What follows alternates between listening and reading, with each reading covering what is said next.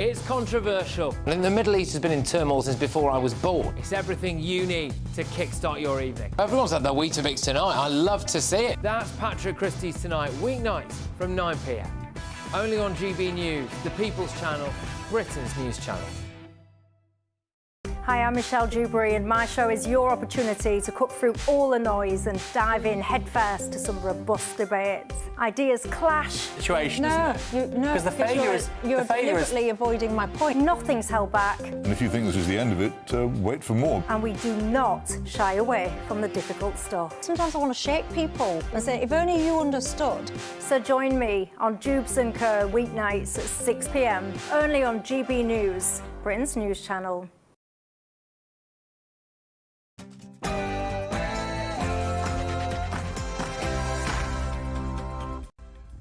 It's 9 p.m. I'm Ben Leo. Tonight.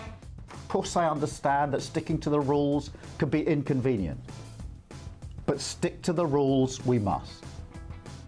Well, there we go. Remember that shtick from our now Prime Minister, because a new scandal is brewing tonight. Was he sticking to the rules?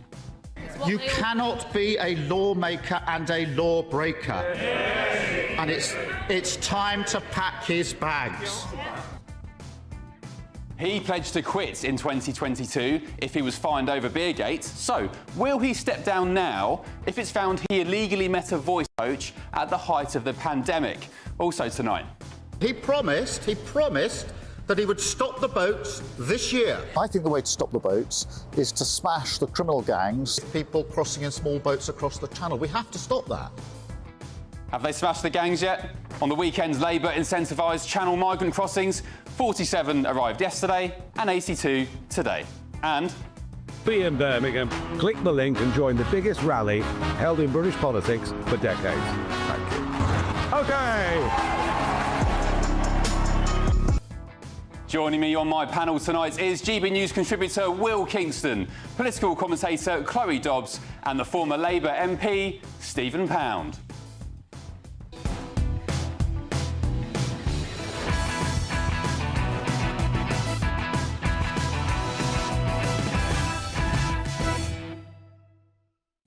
And our very own Chloe Dobbs has just returned back from a month abroad, mimicking the life of a migrant destined for Britain for a new TV documentary.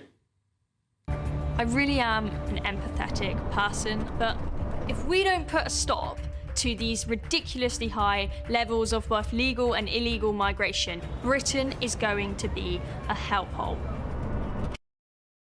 Can't disagree with that. She'll share all the details before the night is out. First, though, your news headlines with Aaron Armstrong.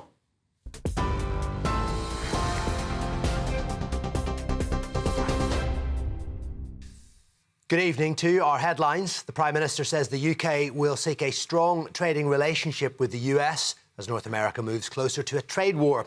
Mr Starmer spoke to reporters while hosting the German Chancellor Olaf Scholz ahead of a trip to Brussels to improve relations with the European Union. Well, Sir Keir's been urged to pursue a new customs union with the EU, but he also wants to maintain good relations with the US.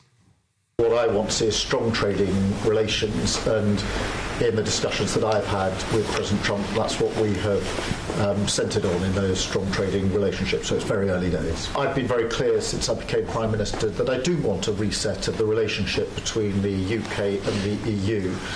That does not involve a return to the European Union. We had a referendum here on that, and that matter is settled. Meanwhile, Donald Trump says any potential pain caused by his trade war with Canada, Mexico and China will be worth the price. Canada and Mexico were hit with 25% import taxes on goods, and there's a 10% tax on China. Well, China and Mexico say they will implement corresponding countermeasures, and Canada has already responded with a tit-for-tat 25% on US imports. However, the President has defended the move and denies tariffs will be damaging for the United States. Tariffs don't cause inflation, they cause success. They cause big success. So we're going to have great success.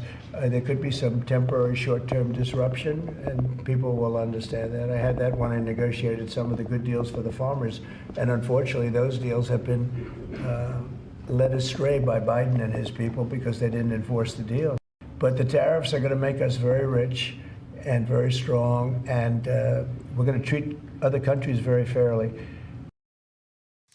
Tony Martin, who was jailed for shooting dead a teenage burglar in 1999, has died at the age of 80.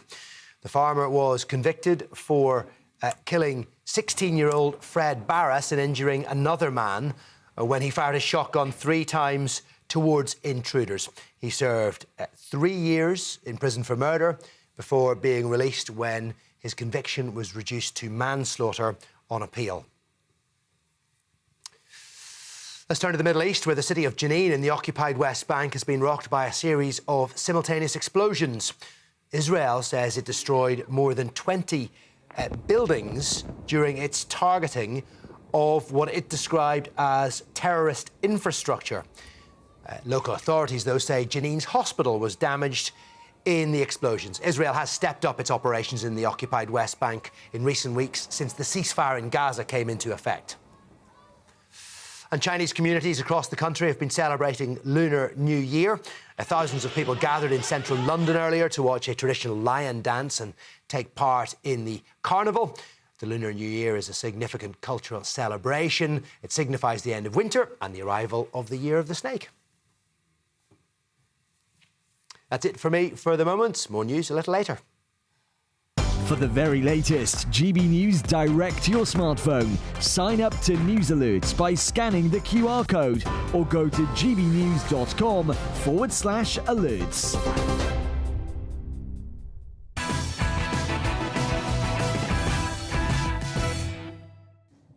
Thank you, Aaron, and good evening to you at home. Hope you've had a pleasant weekend. My day's been pretty good.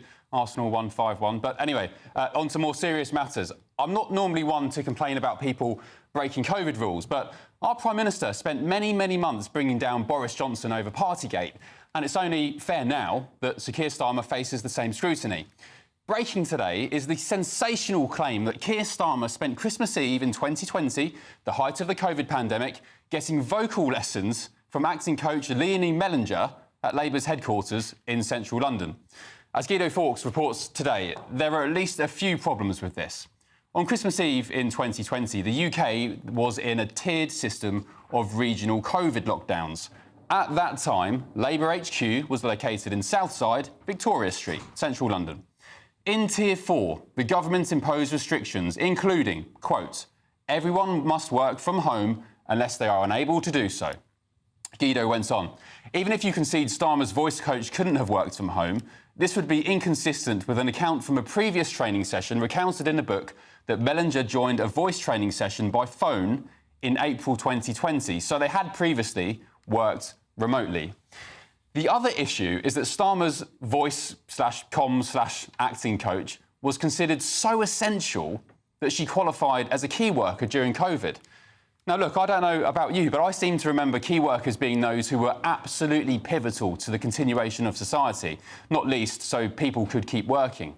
Doctors, nurses, train drivers, teachers, the police. I know Boris Johnson infamously called Sir Keir Starmer the human bollard, but surely the Labour leader's ambition to find a bit of character could have waited until after an apparently deadly pandemic had passed. This is the actress in question, Leonie Mellinger, who was previously pictured at Labour HQ. Today, she's been proudly retweeting the Sunday Times piece that credited her with allegedly improving Starmer's public performances. This apparent rule breach from Sir Keir Starmer came during a much more serious time of COVID than his Beergate drama in Durham. Do you remember that? Where he and Labour colleagues, including Angela Rayner, gathered for lagers and curries. Remember this? There he was, the leader of the opposition at the time, swigging from a bottle, raising concerns that he wasn't working at all. He was actually eventually given the all clear by Durham police for that meeting. He got away with it. But all of this matters because Keir Starmer was the first person during COVID to demand the government went harder and faster with draconian rules. And he proudly boasted how we should all stick together and stick to them, regardless of how insane they were. You cannot be a lawmaker and a lawbreaker. And it's time to pack his bags. There's always a tweet, isn't there, or a receipt to go back to. The Shadow Paymaster General, Richard Holden, has written to the PM today to demand an investigation into this new voice coach scandal. He wrote, "It's clear from these revelations that not only have you misled the public, but you had a casual disregard for the law." And we are, I'd like to say now, reliably informed tonight. There could be further developments on this story during the week, so it's definitely one to look out for. Let's get the thoughts now of my panel. GB News contributor Will Kingston, political commentator Chloe Dobbs and the former Labour MP Stephen Pound. Good evening to you all. Thank you for your company. Evening. Stephen, I guess we start with you. Thanks for that. That's a hospital pass, isn't Yes, it is. What's going on here? For me, it seems like there's questions for the Prime Minister to answer here. What's your take? Well, this is Patrick Maguire's book and Gabriel Pogren's book, which has been serialised in one of the papers today, and it's got a lot of stuff in it. And Leonie Mellinger's obviously getting a fair bit of publicity out of it. Now, look, Keir Starmer said, no, without any equivocation, if the police found him guilty and he was received an official caution or any form of judgment, he would resign. Yep. I'd imagine he'd do the same thing now, because you cannot say he's anything other than a man who obeys the law. Well, there we go. And we have that clip a bit later in the show. We'll get it for you. But he did say, as you just said, Stephen, if I am fined by the police for Beergate, he was called Cormac-Keir, Beer-Keir at the time. Whatever, He got away with it. He did say, as you said, I'll resign. So you think now, even though he's Prime Minister, he would still resign? As far as I'm concerned, that from what I know of the man, if this is a real breach of the law and if he is found guilty of it, then he would certainly consider his position. I highly doubt that. Absolutely. I don't doubt it for a minute. Keir Starmer, after only 6 months into being Prime Minister, just going to let it all go, step down because of this. But you honestly... well, let's find out. He didn't resign when we had the whole Lord Ali saga. They thought they'd gotten away with that. What crime was committed then? It was a crime of hypocrisy. Sorry, that's not a crime in the statute, but what crime? What crime? The Labour Party... You can't answer, can you? ...the Tories time and time again for cronyism. What crime? They then did... I'm not saying that there is a crime. You did. You just said that. You said the... the crime of hypocrisy. Okay, I'm not saying he committed a crime then. Well, you just did. The problem... He did not step down when there was huge hypocrisy and they were under immense fire there. So what's the read across? This is apples and oranges, different things. Lord Ali, and now with this, you think he's going to resign from this? No. Will, what's your thoughts? The problem is that he's built his brand on being a rigid rule follower. He doesn't have anything else. He doesn't have a competent start. He doesn't have any charisma. He doesn't have much else to speak of. So he's built this whole brand on being a man of the law, and so things just continue to chip away at the perception that he is indeed what he says he is, on the tin. Hang on, Will. You say he's got no charisma. He's been getting acting and voice and comms coaching. You're saying it's not worked? Well, Stephen said that... She clearly did do a very good job. said Leonie's getting a lot of publicity for this particular... Well, don't forget... I would suggest that she needs to get this off her CV pretty quickly, because the comms from Keir Starmer is still woeful. Well, apparently she did the first bit down the line. How can you do a voice coach by voicemail? It just seems bizarre. Oh, can I just say, though, Stephen probably is the best placed source to say Keir Starmer will stick to his guns and resign, surely. I mean, he's a former Labour MP, Stephen, how many years? 22 years. Still mixed within Labour circles? Yeah, of course I do. You think he would resign? Look, what I think, if he is found guilty of a crime by the police and charged and convicted, I cannot imagine for a minute he would stay in office. I think he will get away with it, because I think everyone is sick of COVID. All of these old COVID stories, we just want to kind of put it at the back of our minds and just be done with it. I think this is one he will actually be able to... there's no statute of limitations here, and I hope that the law is blind. If a crime's been committed, it doesn't matter if it's 15, 20 years. We're in violent agreement. One thing to point out that you mentioned he is a lawyer, and COVID legislation, it was messy. Lockdown rules, they were put together so quickly. The law was confusing for general members of the public. But Keir Starmer, he can't use the excuse that he didn't know the rules and didn't understand the law when he himself is a lawyer. So it's going to be hard for him to excuse himself. I think you are right when you talk about the crime of hypocrisy. Even if he does get away with it, which I think he probably will, he's Teflon, it's the rank hypocrisy. A man who led an opposition week after week in Parliament saying we want harder and faster lockdowns, we want more draconian measures, skirting the rules. And the key point here, Stephen, is Starmer, by his own admission, was deciding who was a key worker during COVID. A key worker on the government's own website, the advice was people who would continue, allow people to continue working, who are essential to the continuation. He wasn't the Prime Minister. He wasn't making those rules. Look, when you talk about... he decided himself, according to Leonie Mellinger, of course he did. Speaking to the Times today, Keir Starmer decided that she was a key worker. He was not, but Keir Starmer was not in any position of authority at the particular time. He was an opposition MP, the same as I was. Precisely. So why is he making the rules? But look, when you said about going in hard, the people who are going in hard were people like Chris Whitty, there were people like Matt Hancock. They were the people who are going in hard. And I think you make a very good point, Chloe. It was incredibly confusing. At the time, you had tier 3, tier 4, you could meet 5 metres apart, all that business. It was confusing, but I don't think that's an excuse, and I think that let's get, as I think you once said, sunlight is the best disinfectant on this one. So let's get this disinfected in the sunlight, and let's actually work out what actually happened here, instead of what people said that other people might have said. Yeah, well, my only concern is that, a lot of people, the establishment, the mainstream media, they don't want sunlight on these kind of issues because they can't dodge it. Starmer is one of them. He is the establishment. Well, they can't dodge it, mate. They can't duck it and they can't dodge it. That sunlight is coming. Well, I think this is going to look bad for Keir Starmer either way, because if he ignores Richard Holden's letter and doesn't answer Richard Holden's question and launch an investigation, that's going to look very weak. But at the same time, if he is investigated and we find out that he did break the rules, that's also going to look pretty bad for him. So it's a lose-lose. Will, last word? This could actually be some just further ammunition for other members of the Labor Party with leadership aspirations. Just add it into the repertoire. Well, in this book, Civilization, Angela Rayner was mooting, Stephen, wasn't she? A leadership coup in 2021 after that catastrophic by-election loss in Hartlepool to Boris Johnson. Well, if you actually read the Gabriel Pogrund and Patrick Maguire's book, I mean, there were 3 players on the pitch here. I mean, Angela Rayner said she'd got momentum lined up, she got the unions lined up, Len McCluskey, they were going to have 5,000 people at a rally, and at the same time you had Rachel Reeves's people and Wes Streeting's people. This happens in politics, I'm afraid. Do you know how many people there are at the moment on manoeuvres in the Tory party? Probably just as many as there are MPs. Well, I guess you could argue they're slightly less relevant than the Labour Party. And just, Stephen, just to add before we move on, we all know Matt Hancock was a snake, so there we go. Will, Chloe, Stephen, thank you very much. You're a breath of fresh air, mate, you really are. The 5 is in the post. Right, how about starting... Am I that cheap? How about starting your new year with an incredible £50,000 in cash from us? It could be yours in our Great British Giveaway. Here's all the details you need to win.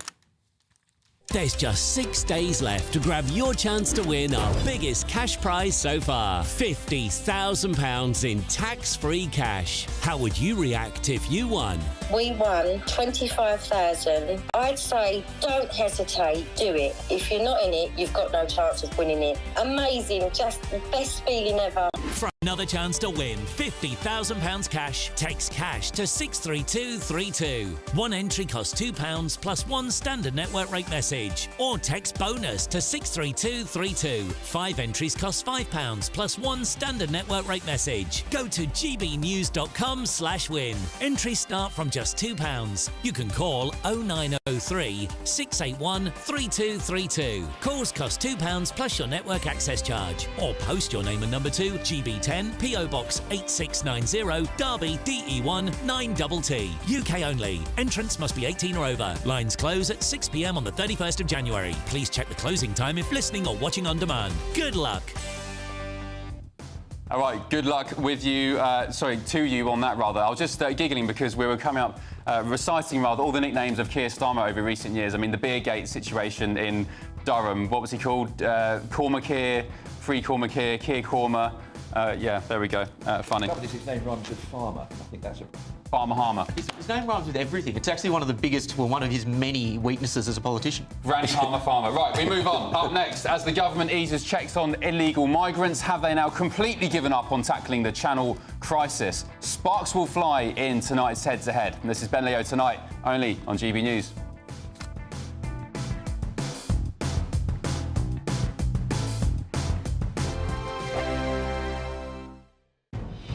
Good afternoon, Britain.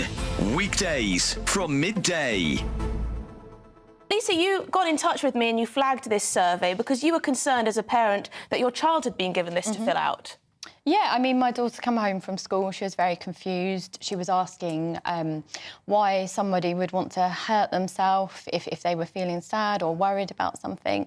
So that led to a conversation that we had, and I actually phoned the school and asked them to send me the survey, which with a lot of pushing, they eventually did send me the survey. And when I read through it, I was just completely shocked at the content. The survey says when I'm feeling worried that maybe I should try cutting or harming myself, because it's in the survey, so that must be an option. I've tried everything else, so why not try this? It is astonishing that some of these are young children who are perhaps being introduced to these, these abuses for the first time.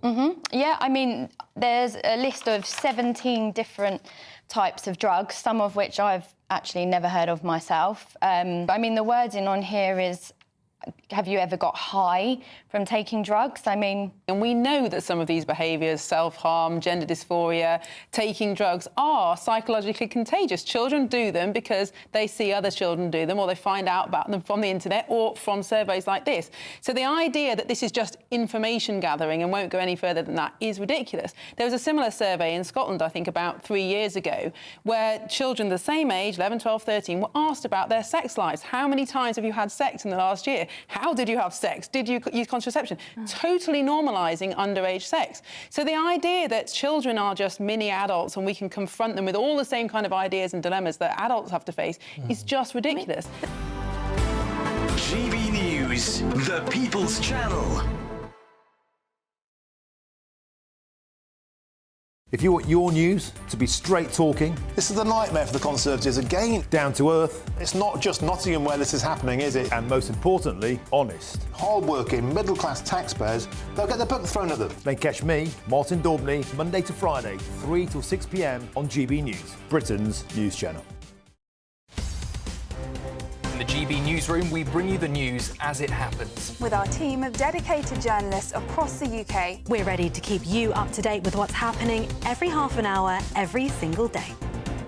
Bulletins here on GB News, the People's Channel, Britain's news channel. Join me, Nana Akwe, for an informative, interactive news programme with a difference. It's fun. No, he didn't say that, Dave. I'm so surprised. I think there's an element of truth to that. Join me from 3 p.m. every weekend, only on GB News, Britain's news channel.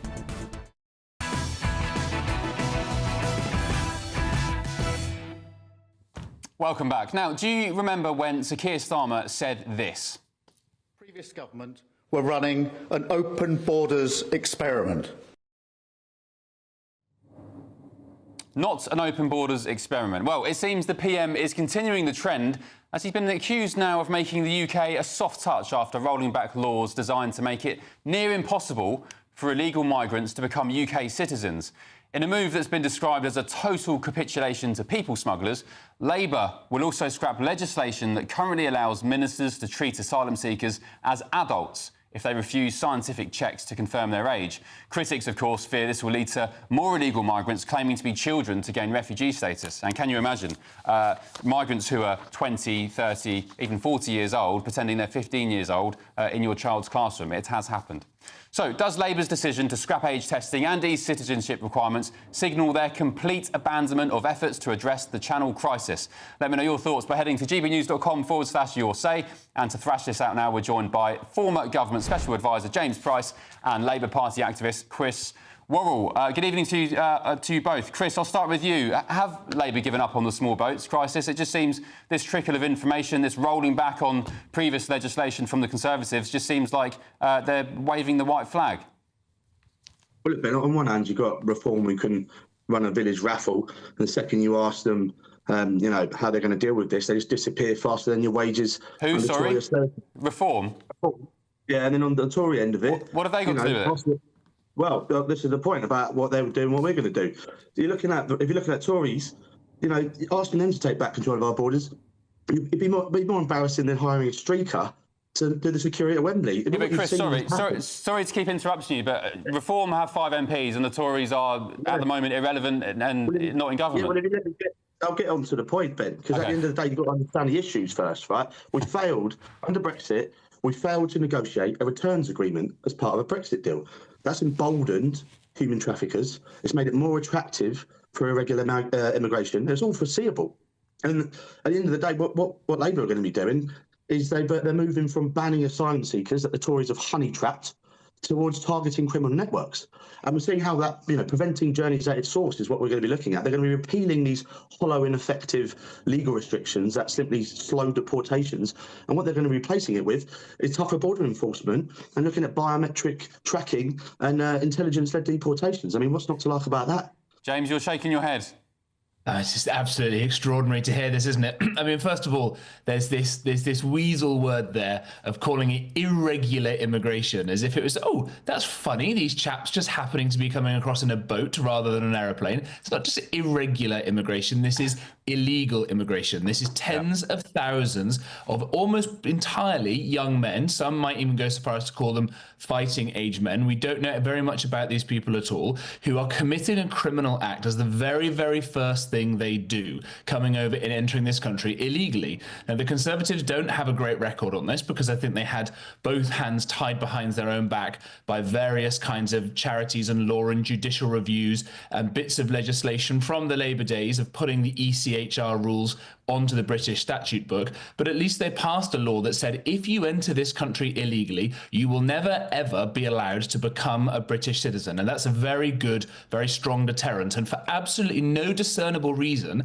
other than that they want millions of these people to turn up in the UK, Labour have scrapped that rule. And for no other reason they must want these people to come here, Labour have scrapped the rule that says you don't need to force these people to do tests to make sure they are actually children before we put them in schools. And as you say rightly, Ben, lots and lots of people have pretended to be children to get here and then put into schools, which is an incredibly dangerous thing to do. Why on earth have Labour scrapped this? And Chris, before you answer that, can I just add to that key point? On this show yesterday, we followed up a Times story that shows under this new migrant bill tabled by Labour on Thursday, anybody who crosses the channel with a child in the boat with them under their custody, they are pretty much in all cases immune from prosecution.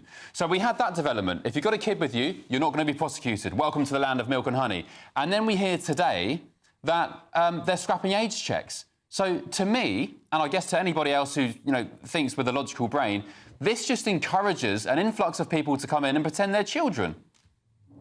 I mean, the case that James has made is absolutely laughable. I mean, scientific age verification, let's just get a few facts straight.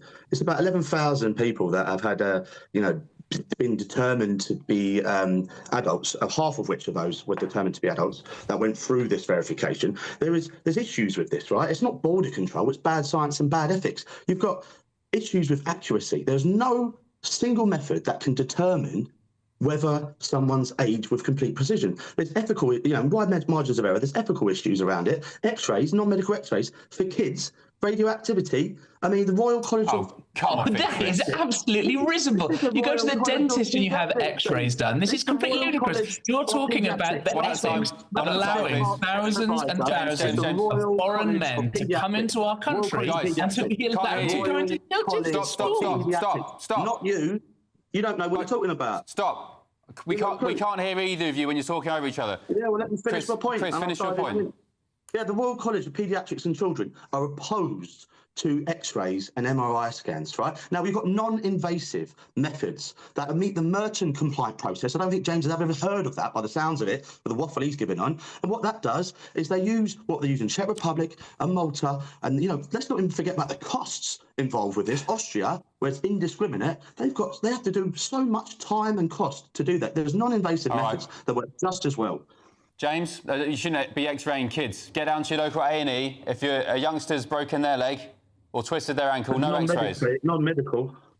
I wonder if people watching GB News at home think that it's laughable waffle to be concerned about allowing adult men to come into our children's classrooms. I don't think that's a cause for laughter. That's what we're talking about. I think we take this a little bit more seriously, sir. But more broadly, this is just more Labour capitulation to this various kinds of international law and so-called charities that are determined to flood this country with tens of thousands more fighting age men. Our responsibility, Chris, our responsibility should be to seal up these borders. And we can take some inspiration from what's happening in the United States, where they're finally taking this seriously. Well, they have returns agreements. You Tories didn't do returns agreements. They literally forgot that in the Brexit bill. I mean, well done, guys. I mean, you literally sort of go, oh, we're going to make you criminalise you, but we can't actually return you. I mean, how pathetic and incompetent is that? If you look at what Labour is doing, we're strengthening detention and deportation powers. They're actually going to be tackling the source of these issues with smuggling gangs, working cross borders to prevent them from where they're going. And if we're going to align our things a lot more closer to the EU, maybe we can return them on the same basis. Chris, how many gangs have been smashed, mate? About 156, I think, was the number that they published the other day. But at the end of the day, criminalisation of smuggling is what we're focusing on, dealing with it at its source. How many have we deported under the Tories? We've done 16,000 in about 8 months. You did 2,000 in 1 year, let alone the 900,000 that you let in. If you're looking at actually what the people that were talking about visas and family visas, and there's been about 30,000 small boat arrivals since Labour took power, including 2,000 this year, 80 overnight yesterday, 40 on Saturday. Under the current Tory policies, that's what's changing. Yeah, right. All I seem to hear is a lot of talk. James, last word to you. Turning up every month.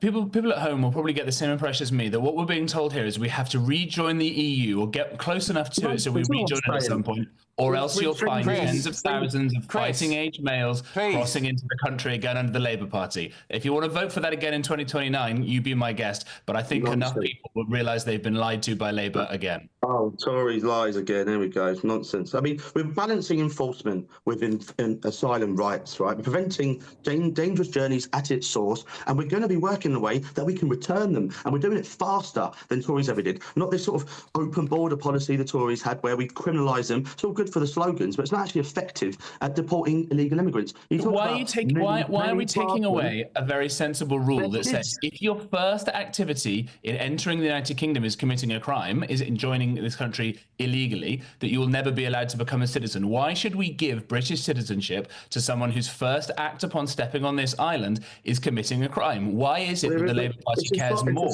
about the rights of these criminals than about British people who are suffering under tens of thousands of these people being put into hotels and menacing children outside primary schools? Why are we doing as that? they come on a boat? Is that what you're talking about? Give it a rest. I mean, we're talking about enforcement and intelligence sharing. You know, at the moment, the Tories were so bad at having any relationship with the EU, they were dealing with shared intelligence as it was coming along. Now we're going to have live intelligence that's going to be worked with counter-terror powers that are going to be dealing with this, so we can deal it. There have been 0 uncontrolled landings, right? That means that we always land them properly, but we're not going to be doing this nonsense where we can't have stop and seize powers that we're putting in place now. That's what we're doing. Okay, just in one word, Chris, just that we're running out of time. How long before, how much goodwill have Labour got left on this before we start needing results and before, you know, we get action? How long? We have got action. This is what we're getting. We're making sure that we're actually preventing journeys. Well, we haven't because we've had 80 overnight yesterday, 40 yesterday. Under the Tory policy, yeah, that's what we've had. Under the Tory policy, asking you, Chris. Chris, that's what I'm asking you. Yeah, well, we're changing the policy. We're going to be seeing them fall. We're going to be working with our neighbours to make sure that we can return them eventually. I'm asking when. We'll see it happen in due course. I mean, I don't know. What do you mean when? I mean, what sort of question is that? But the question is, Labour have been in power. Labour have been in power since. Months, we'll see them come down. Okay. I bet, you know, like migration will be coming down. So we come down 20% under Labour. We'll continue to come down. Yeah, I don't know. Please stop talking. I don't know why you're saying. What kind of question is that? You've been in government since July, and I'm asking you, when can the electorate start seeing results? When does the goodwill for this government run out? In 12 months. All right. We'll catch up in 12 months. Chris Worrell, Labour Party activist and former government special advisor. James Price, thank you very much. Good evening to you both. Have a good week. Okie dokie. Right, coming up. Newly released court papers reveal just how close Prince Andrew and an alleged Chinese spy really were. And Angela Rayner had a description for the Duke of York today. Did you see what it was? I won't reveal it just yet. If you stick with me in the next few minutes, I will bear all. This is Ben Leo Tonight, only on GB News. I hope it doesn't rain. Don't worry about it. It'll spoil our holiday. Relax, we're totally covered. All Clear Travel Insurance sponsors GB News Travel Destinations Forecast. Hello. Well, it's rather unsettled across the central Mediterranean. Heavy showers, rain in parts of Spain as well. But there are some drier spells. So across the Canary Islands, we'll see some showers. But across Gibraltar in the south of Spain, some outbreaks of rain here. An area of low pressure will bring some heavy showers and thunderstorms across central parts of the Mediterranean. But there will be some drier spells in between. And then looking ahead, well, plenty of sunshine on offer. And it should be feeling pleasant in that sunshine too. All Clear Travel Insurance sponsors GB News Travel Destinations Forecast. Good evening and welcome to your GB News weather update from the Met Office. Looking ahead, it's going to be increasingly wet and windy in the northwest, drier in the south before higher pressure builds midweek. Out there at the moment, we've got a higher pressure towards the east, a weak frontal system to the west, but a squeeze in the isobars across the northwest of Scotland, so windier here. Clearer skies, though, across the southeast of England through this evening and overnight, holding on to this cloud across much of England and Wales further towards the west, but turning windy across Northern Ireland and western Scotland. Outbreaks of rain here. Mild for most, but across the far southeast of England, that's where we could see a touch of frost come Monday morning. So to start Monday morning then, it's a cloudy picture across much of Scotland. Out towards the west though, this is where we'll see the strongest winds. Coastal gales are possible with heavy spells of rain moving through. Cloudy across Northern Ireland to start Monday morning with some patchy outbreaks of rain. Across much of England and Wales though, it should be a largely dry start. There'll be a few drizzly patches at times, but a cold start across the far southeast. So as we go through Monday then, generally staying cloudy across much of England and Wales, with the cloud gradually moving its way into East Anglia. Across the far northwest though, it is going to be turning increasingly unsettled, heavy spells of rain and very strong winds of coastal gales. Highs though coming up at around 10 or 11 degrees. So as we go through into Tuesday, that band of rain will continue to slowly move its way south and eastward, so affecting much of northern England into Wales and the southwest. Ahead of that, often cloudy but dry, but some sunnier spells developing across Northern Ireland and Scotland and turning colder too. Higher pressure then builds on Wednesday and Thursday, so we'll start to see the return of overnight frost and fog. Bye-bye. Join me, Camilla Tominey, for a frank and honest discussion with those in power that cuts through the spin and gets to the heart of the issues shaping our nation. You haven't confirmed that you want to stand as leader, but you haven't ruled it out either. This report basically says that he's not fit to stand trial. Is he indecisive? Incompetent? I deliver the dose of reality Westminster needs. That's the Camilla Tominey Show at 9:30 every Sunday on GB News. The People's Channel, Britain's news channel. It's Patrick Christie's Tonight, and here we do things differently. It's explaining the absolute madness of this, doesn't it? It's explosive. I mean, this is very good. It's lively. 850. Your government sat there short and it did nothing. It's controversial. And the Middle East has been in turmoil since before I was born. It's everything you need to kickstart your evening. Everyone's had their Weetabix tonight. I love to see it. That's Patrick Christie's Tonight, weeknights from 9 p.m. Only on GB News, the People's Channel, Britain's news channel.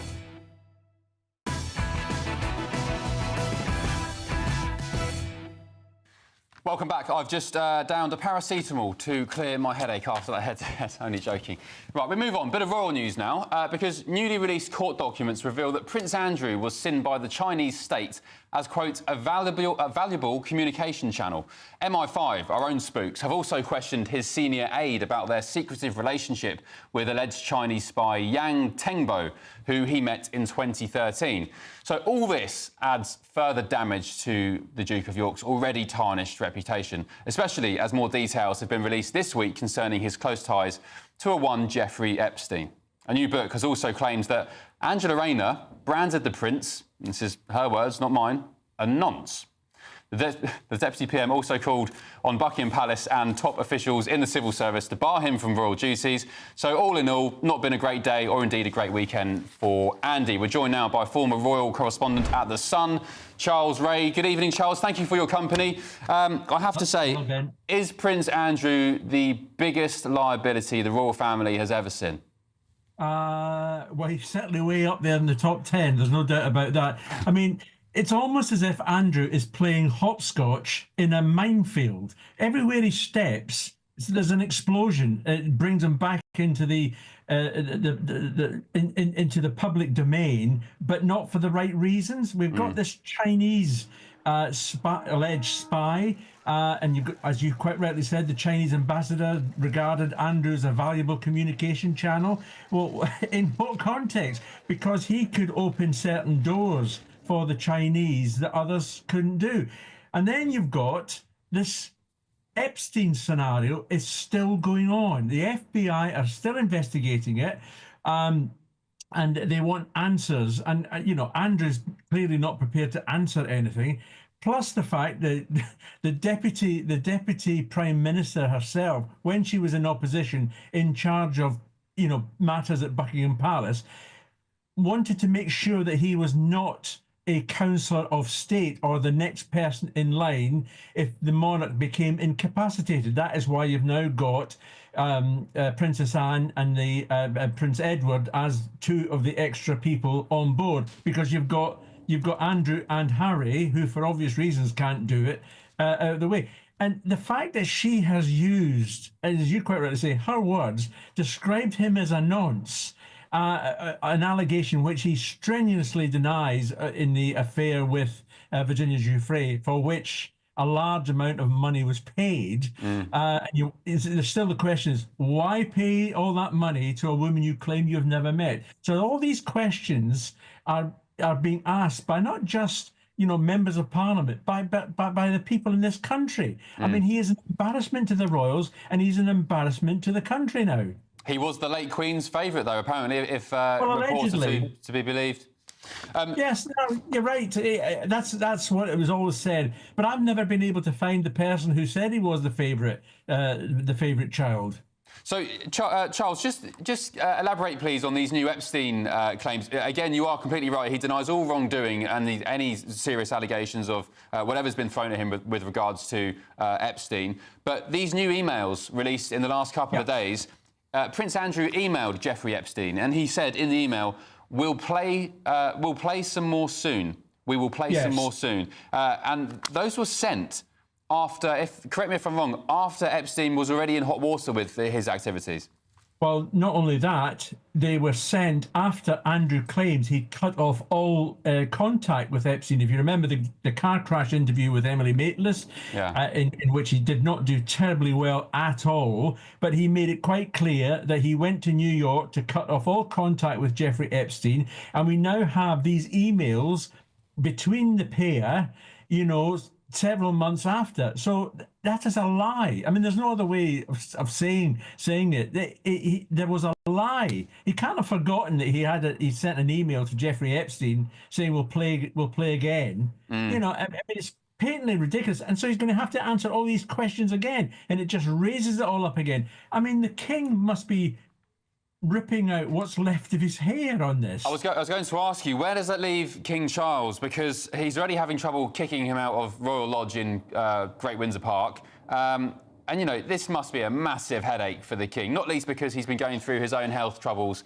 in recent months and years. Of course, Catherine as well. I mean, and then you've got Andrew on the sidelines. Again, I'll use the word, just being an absolute liability again. You're right, and the point is, there's not much more that the king can do. Yes, he can still have a battle with his brother over the Royal Lodge, but he's removed him from all royal duties. He sits at Windsor and goes horse riding every so often, and that's basically it. He doesn't do it doesn't appear to do anything else. I don't know what else you can do. You can't remove the title prince from him because he is a blood prince of this country. So there's not much else he can do to him. And it's about time that Andrew started to answer the questions that both MI5 want answers to and the FBI. Yeah, and, we had trouble with Harry and Meghan, I argue, threatening the future of the monarchy. The last thing you need is the King's own brother continuing to... Absolutely. To earn headlines like this, I guess. Charles Ray, former royal chief at The Sun newspaper, thank you very much. Appreciate your company this evening. All the best. Deary me. Right, coming up, as it's revealed, Labour, get this, they have a secret anti-reform database. Has Sir Keir Starmer finally woken up and realised that apparently Reform UK is coming for them? This is Ben Leo Tonight, only on GB News. This is GB News, Britain's news channel. Ironic article in The Guardian, Nick, caring about facts. Yeah, this is Meta is ushering in a world without facts, says Nobel Peace Prize winner. And they just seem to give these Nobel Peace Prizes to anyone these days. So it's Maria Ressa. Not working.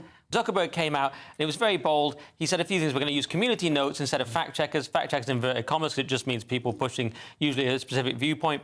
Community notes seems to be a great system that X uses, so why not do that? I think that's great. He's going to reduce restrictions on topics like immigration and gender. Good, because I'm against censorship.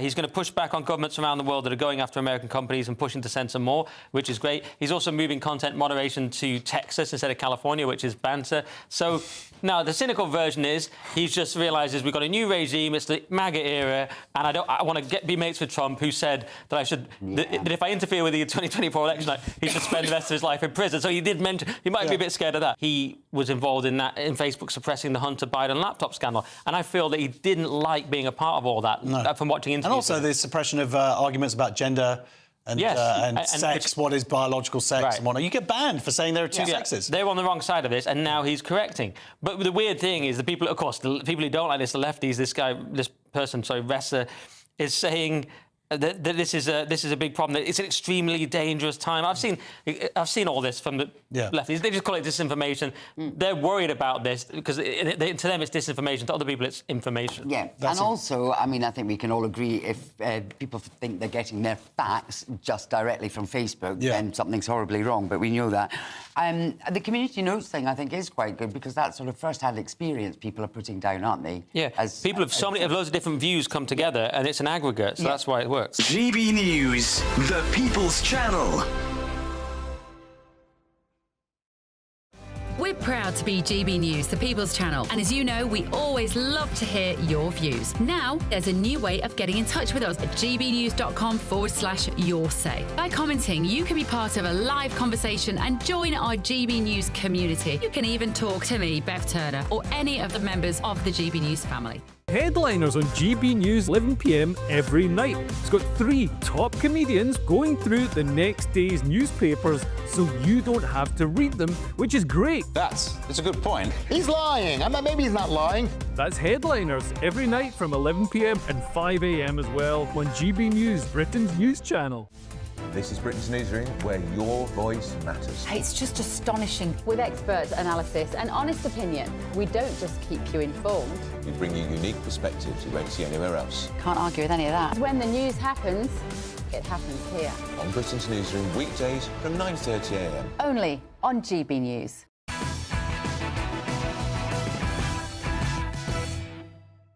Welcome back to Ben Leo Tonight. Now, according to a new report, Labour is reportedly creating a secret anti-reform database to undermine the rising threat of Nigel Farage's Reform UK. The Downing Street-linked think tank, Labour Together, which I believe is run or headed at least by Jonathan Ashworth, the former Labour MP who narrowly lost his seat in the election in July, is allegedly strategising to position the party against reform instead of targeting Kemi Badenoch's Conservatives. And this news, of course, comes on the heels of a week where Reform consistently outperforms the Tories in national polls, with some surveys even placing Farage's party in the lead, such as this one from pollsters Find Out Now. So the big question is Labour finally seeing Reform UK as the real threat it is? Well, I'm joined now by Reform UK mayoral candidate for Greater Lincolnshire, Dame Andrea Jenkins. Good evening to you, Dame Andrea. Thank you for your company. What did you make of this report, then? Jonathan Ashworth, Labour Together, they're compiling a secret dossier to take you down.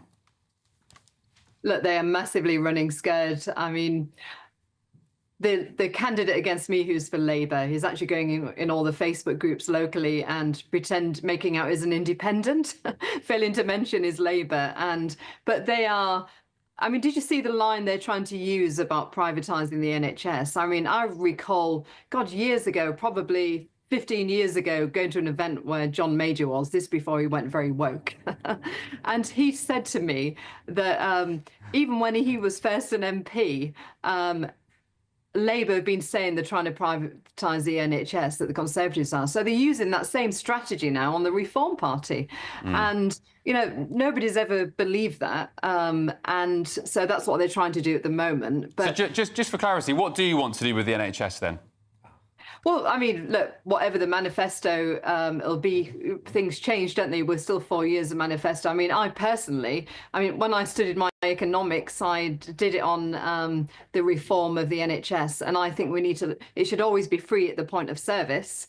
But we need to look at different ways of funding it because it's, you know, especially with an ageing population, it's a never-ending pit of money, isn't it? But that's my own view. So how sorry to stick on this. I mean, as you brought it up, we'll just continue on that for a second, if you don't mind. Yes. How would you personally like it to be funded if it's going to be different from the current setup? But as I said, this isn't a reform policy. No. But Just you. when I studied my economics and did my dissertation on this, I looked at different ones around the world, and the Taiwan was amazing because it was part insurance, part socialized by the state, but it was still all free. And there, it was amazing in the fact that you could, if you needed a hip operation, you're in there seeing the consultant, the GP's missed out, you go straight to the consultant and you're seen within a month. I mean, I went to Taiwan and see it. It was amazing. Yeah. So, but we'd have to look at a new system, what's right for Britain, really, because every different country is has a different healthcare system. So we would have to really have a tailor-made one for ourselves. OK. Talk to me, Andrew, about this massive announcement today from Reform, from Nigel Farage. What's going on the 28th of March, I think it is? Yes, I mean, I'm going to be speaking as well. It's one of the biggest rallies that we've ever seen in Britain. And it's very exciting. It's going to help launch the local election campaigns. That's why I'll be there for the mayoral, the councillors, and some great guest speakers. And yeah, I mean, did you see as well? There's going to be one later in the year on Blenheim Palace. So it's all exciting. I mean, I was at, only this weekend at the one in the northeast, and I put a tweet out. God, the atmosphere! I've never ever experienced anything like this, Ben. It's electric, and we never had this in the Conservative Party. No. That said, do you think Nigel Farage is taking inspiration from his ally in the United States, Donald Trump? Because his rallies traditionally, they've been described by his own admission as almost sort of rock gigs, big concerts. They're more than just political speeches. They're full of energy and, you know, razzmatazz and everything else. Are you taking inspiration from what's going on in America? Yeah, I mean, Nigel's always done things his own way. That's why he's successful at what he does. So he's always got a unique approach. But I think that, look, Nigel was there in the very first Trump campaign, wasn't he? So I think he saw how it's done and it's good influence. But can I go back to your first question as well, though? Because I can't remember what it was. Remind me. You mentioned about reform, but do you know Conservative MPs now have come out attacking me? So I think Conservatives also see reform as a major threat. I mean, the amount of Conservative MPs just piling on me in social media now. So I think... What are they saying?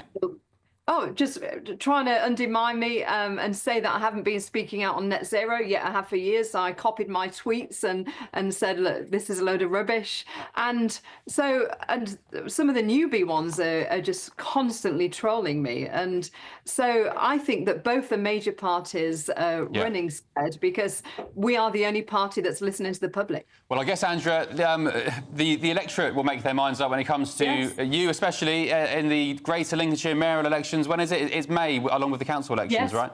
1st of May. So then we'll find out. And it's going to be an interesting election anyway. And just very briefly, if you do lose, what are your plans for the future, or are you not even thinking about it? Look, I always play to win. When people, I like it when people don't think you can do something. When I stood against Ed Balls, people said I can't do it. So you've got to, as any candidate in an election will tell you, you go to win. OK, Dame Andrea Jenkins, thank you for your company. Have a good week. And we'll catch up soon. Let's get the thoughts of my panel now. Will Kingston, Chloe Dobbs and Stephen Pound. Stephen, you were muttering and shaking your head during that conversation. What were you muttering about? I don't want to damn poor Andrea, because I was in the House with her and I got on really well with her. She's actually she was an extremely good MP and she's a very bright woman. She's also a classically trained opera singer. She's probably got another career waiting for her. Look, I think, first of all, there's no secret group of conspirators gathering in the tenebrious gloom of the cellar of the Labour Party headquarters plotting about reform. We're talking about it morning, noon and night. We'd be insane not to be. And the answer to reform, pure and simply, is A, actually look at what they're proposing, not just what they're opposing, but secondly, start giving people what they want. Start listening to people. Where reform is playing us off the field is the fact that they speak with a more authentic voice for the people in the street. Labour Party has, unfortunately, in some cases, drifted away. We need to get right back to that. What the Liberals, and I don't like to swear at this time of night, but what the Liberals used to talk about pavement politics actually makes a lot of sense. Nigel Farage is not just a one-man band. There is definitely a mood out there, and it's not just a plague on all your houses, to hell with a lot of you. It's people need to be listened to and people need to be respected, and we need a different course. All right, Will? I agree entirely. That's damned you, isn't it? No, I think that's right. I ultimately think this will come down to how well the economy performs in the next 4 years, and that's how populist parties get their start, is if indeed the economy is not going poorly. Chloe, last word to you before we move on. I mean, I'm actually going to agree with Stephen in that having some sort of secret list is not going to bring down support for the Reform Party. The main issue that is driving Reform support is immigration. Yeah. The biggest threat to Reform Party is a Labour Party that actually brings down both legal and illegal migration. I'll believe that when I see it, but that's the best thing they can focus on if they want to kill off the Reform threat. Yeah. I'll just make a note of that. Thank you for that. Yeah, there we go. Take it back to Labour HQ, Stephen. There we go. Fresh from the horse's mouth. Well, do you mind? No, sorry. You know I love you. The angel's mouth. Right, coming up, there's a major breaking story tonight concerning Keir Starmer and the EU. As Brenda from Bristol would say, another one? We'll bring you the details shortly. Plus, does the UK need an Iron Dome? The Eye reports a major government defence review suggests we do need one. This is Ben Leo tonight, only on GB News. The paper's coming in just a tick. Big breaking stories. Stay with us. Now, though, let's get your weather.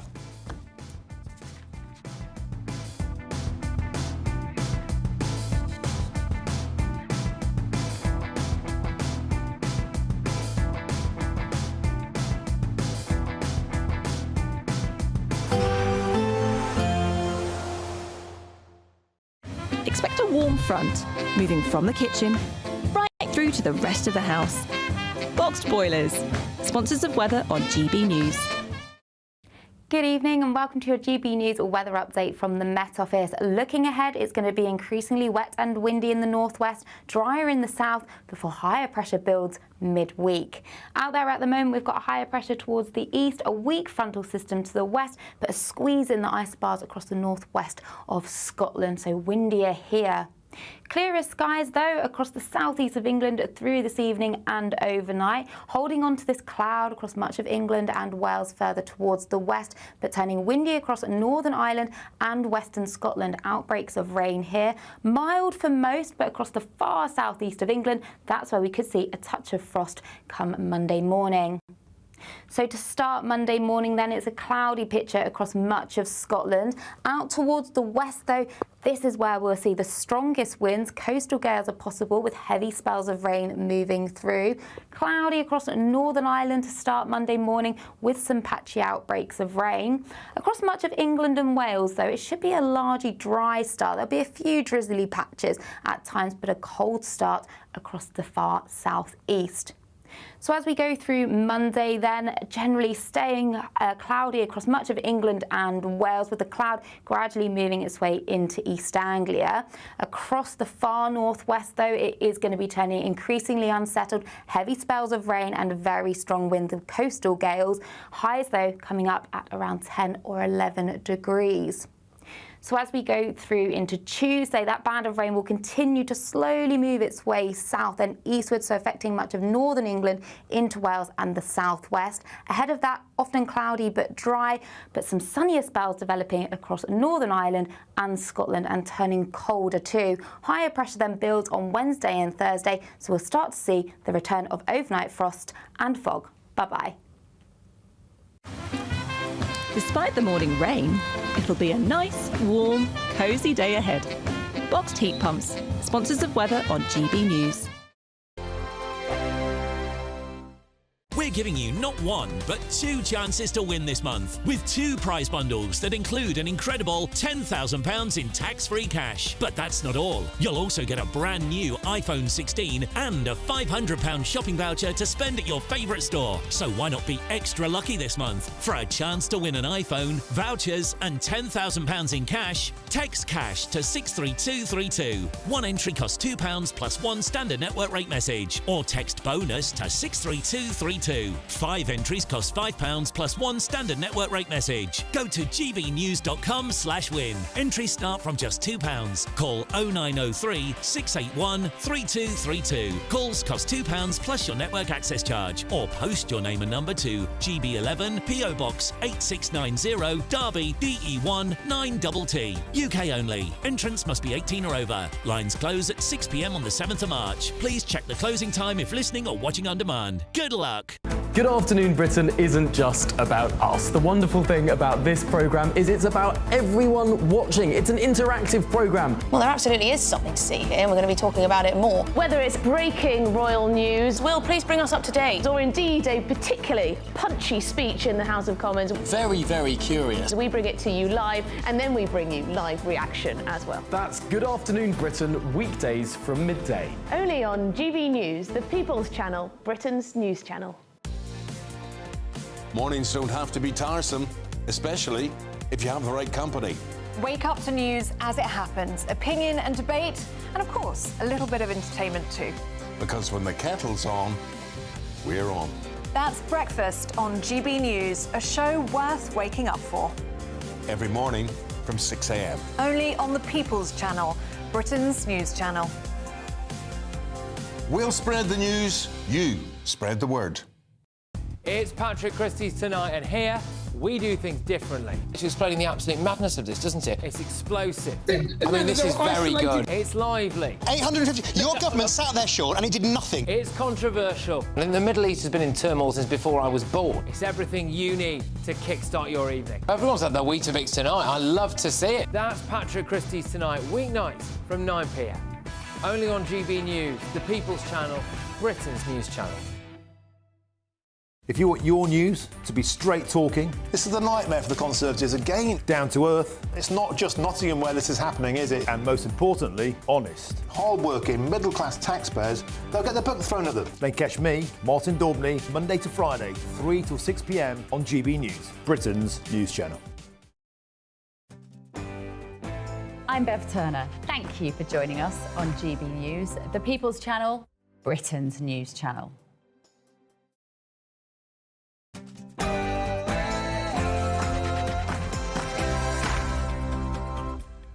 It's 10 p.m. I'm Ben Leo, and breaking tonight in the Daily Telegraph tomorrow, Sir Keir Starmer, get this, has reportedly opened the door to negotiations with the EU to allow greater freedom of movement for the under-30s. The great Brexit betrayal continues. The EU, they've maintained that Sir Keir is unlikely to secure a reset without relations without that agreement, but it goes against everything the Home Secretary Yvette Cooper has said today. She insisted that Labour wasn't in favour of such a scheme, saying it wasn't the right approach or starting point for negotiations with the EU. On the front page of The Eye, they report that a major review into the UK's defence is expected to recommend increasing the country's homeland protection against attacks from Russia and other hostile states. It calls for the UK to develop its own version of Israel's Iron Dome missile defence system. And red card for Ofsted reforms on the front page of the Metro. Schools face a new colour ranking system. There are fears, though, that it's just simply a rehash of the old system that Labour reformed themselves.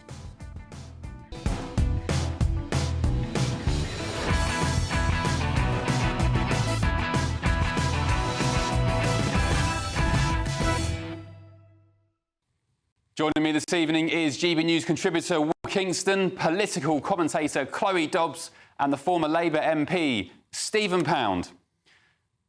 We're about to get stuck into the biggest and best stories of tomorrow's Sunday newspapers. First, though, your news headlines with Aaron Armstrong.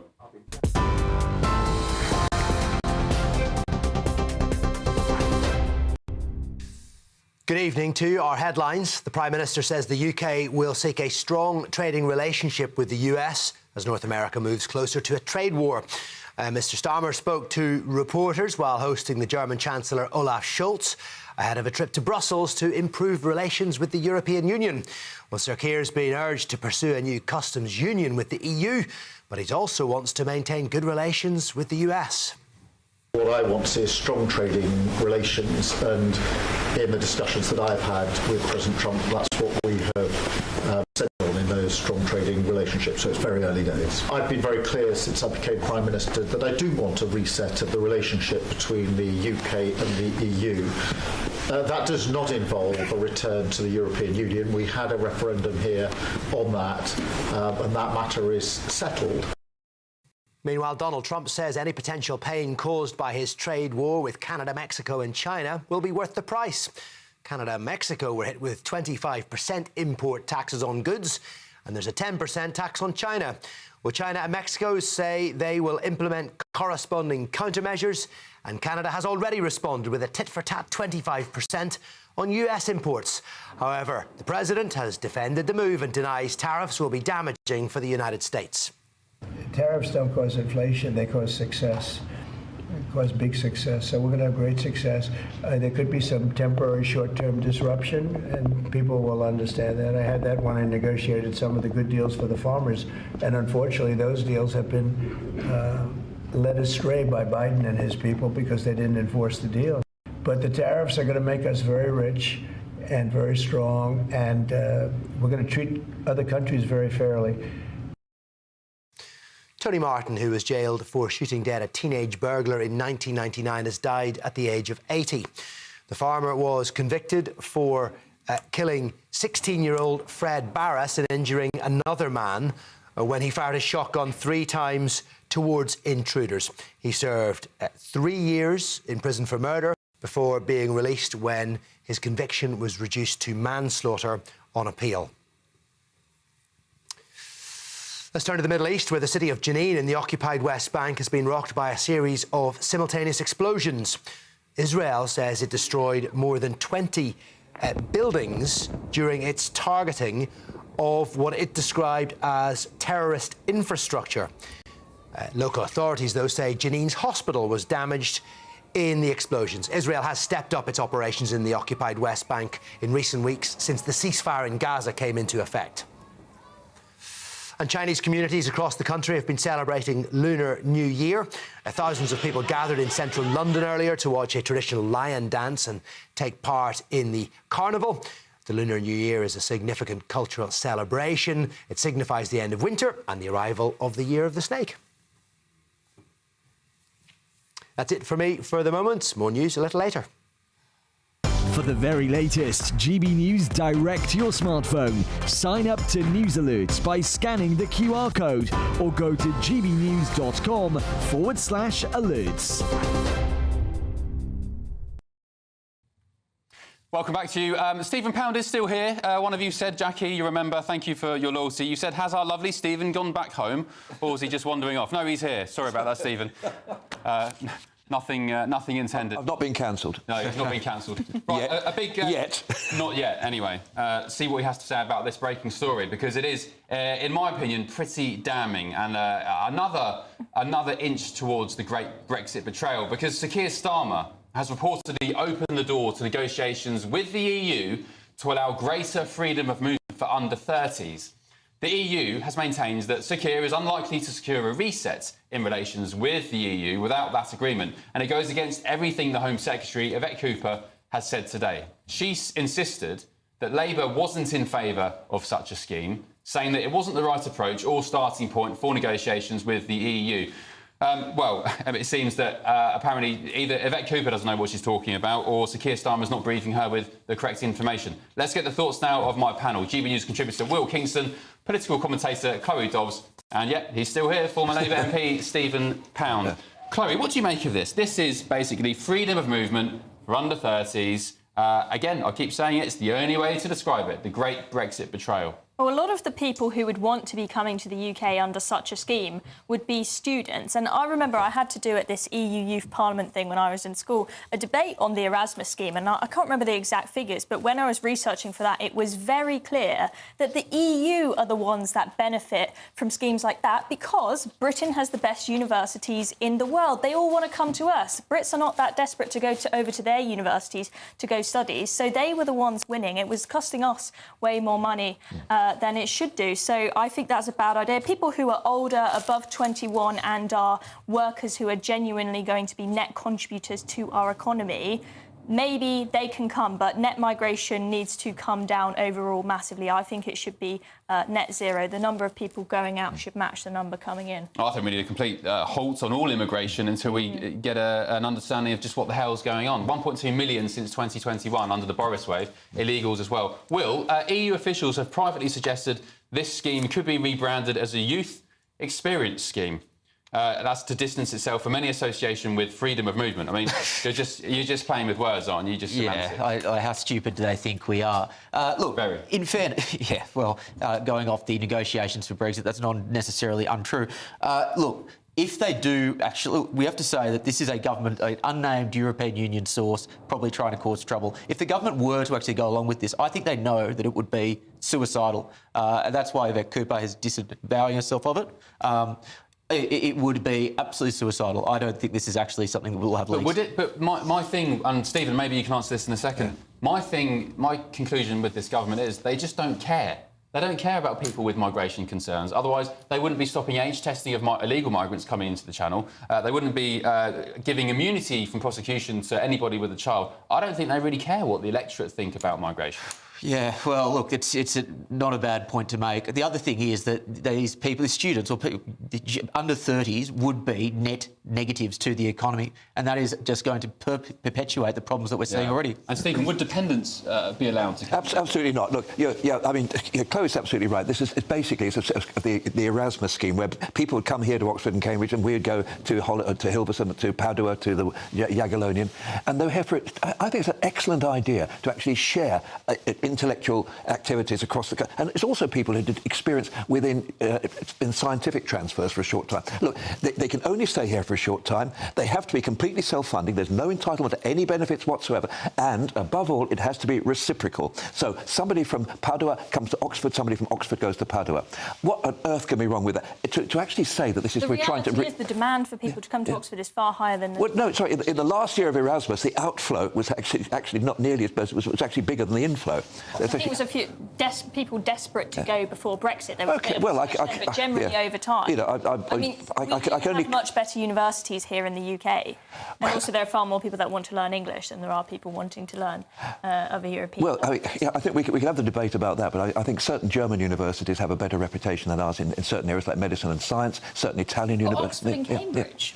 Well, if you look, I mean, Oxford, Cambridge, and my old mob, the London School of Economics, and a few others like Durham, are world leaders. No question about that. Absolutely no question. But on the other hand, isn't it good to actually have the future leaders of a country actually coming here and getting experience, like Bill Clinton did, you remember when he came over here, and Bob Hawke from Australia? They came to this university, went back to their own countries and actually flew the flag for Britain. They were pro-British. Even the universities already have exchange programs. We're not stopping that. This is literally for anyone. We are at the moment. We're not like this debate isn't just kind of Oxford geniuses. This is net negatives for the I think my concern is what you were saying, Ben, is that the politicians do not care about migration being high. And I'm particularly worried about that at the moment because Rachel Reeves is now desperate to do anything she can to move the economy back in the right direction.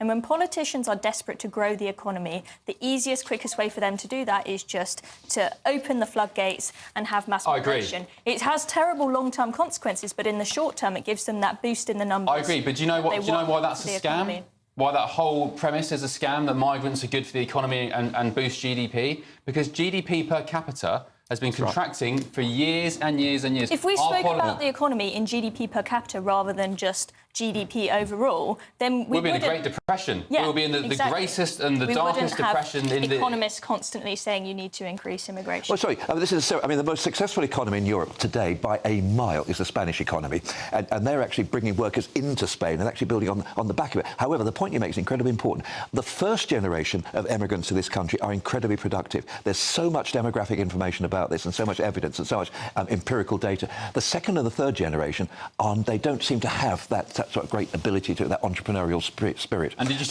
you see yesterday how many dependents came in that Boris wave from 2021? 500,000. Yeah. The Home Office were going around saying it would be between 5,000 and 20,000 dependents coming with migrants into this country. 500,000.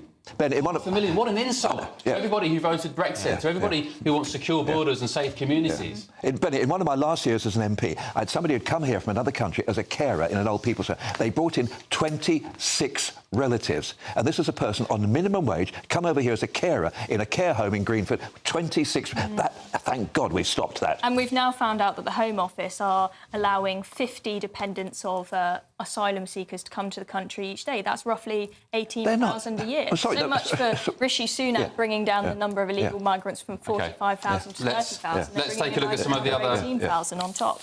Let's take another look at some of the other front pages coming in as we speak. The Metro, red card for Ofsted reforms, fears that grading scale is a rehash of a dangerous system. Labour, of course, introduced the reforms from, remember, it used to be, oh, this school or nursery is outstanding, it's good, or it needs, satisfactory, whatever the grades were. They're now introducing this new red card system, which critics argue is just a rehash. The Daily Express, I'd rather be dead than put in a home. Actress Ruthie Henshall says care quality is now so poor, she'd rather be dead than dumped in a home. She's a campaigning, of course, for massive reforms to our social care system. The Independent, inside Kyiv's nightly battle against Putin's drone bombardment. Not sure if you guys have seen some of the absolutely astonishing footage from the war on the ground in Ukraine. Drones now, it's drone warfare and trench warfare. Inside Kyiv's nightly battle against Putin's drones. I must say, Ukraine as well using these drones. It's not just Russia using them. And the Eye, this is very interesting. The UK needs an Iron Dome to guard against Russian attacks. That's according to a defence review set to warn the government. I'd argue we need an Iron Dome against uncontrolled mass migration as well. But should we stick with the military aspects of this? Will, what do you reckon? The Iron Dome serves Israel very well, of course, as we all know. Yeah, well, look, whether or not we actually need an Iron Dome in the same way that Israel does, I'm not sure. But we do need to increase our defence spending. And this goes to the fact that, at the moment, if we need to get up to, say, 5% of GDP, we are unable to do that. We need to start thinking more seriously about defence, particularly when you think about the problems with China and Taiwan and what may happen there as well. I don't think we could afford an Iron Dome, even if we thought that it was viable and it was something which was needed. But, Chloe, there's loads of money splashing around. We've got 20 billion on carbon capture schemes. We're sending 11 billion on foreign climate aid. We've got 14 billion for public sector pay rises. Surely we can spare a couple of quid to protect us from the likes of Russia when we're going toe-to-toe with them. Well, I'm not sure what Ed Miliband would think of that. He'd throw a hissy fit, I'm sure, if you said you were going to take some money away for his windmills to have some proper defence in this country. Look, I think that this country has become quite complacent because we haven't had a major war here on our own territory for a very, very long time. But I think that we need to be ready for if the worst were to happen. I think Trump is probably going to put a lot of pressure on the UK to increase their defence spending. And we know that he's a good negotiator, as we've seen with Colombia, obviously on a different issue, but it's shown the power of Trump's negotiations. So if Trump is very serious about the UK increasing their defence spending, then it may well happen. But, Stephen, the issue is with this government, at least, this Iron Dome suggestion comes with the review that Keir Starmer, the defence spending review, issued when he first joined Parliament, or government, rather. The issue is there are concerns that the results could be delayed with rows over funding. The government, Keir Starmer, just won't commit to this kind of thing. Well, it's an enormous amount of money, and I think, I must admit, I would prefer the Royal Navy and the various other forces to be actually spending more money on defence and worrying about naming submarine boats, astute-class submarines, Agincourt. You know, forget about all that nonsense. Well, wasn't that the King's idea? Yeah, well, I have to say we could have kicked back against it. They're all obsessed with DEI. Yeah. But look, let's get the important thing. An Iron Dome isn't an Iron Dome. It is a surface-to-air missile system, and we have a pretty sophisticated systems in this country. You know, we actually do have cruise missiles, we do have systems, right? And they're not just carrier-borne, they're actually ground-based as well. So I think we can do on that. But the question is how much we spend on it. I actually disagree with Chloe to a certain extent.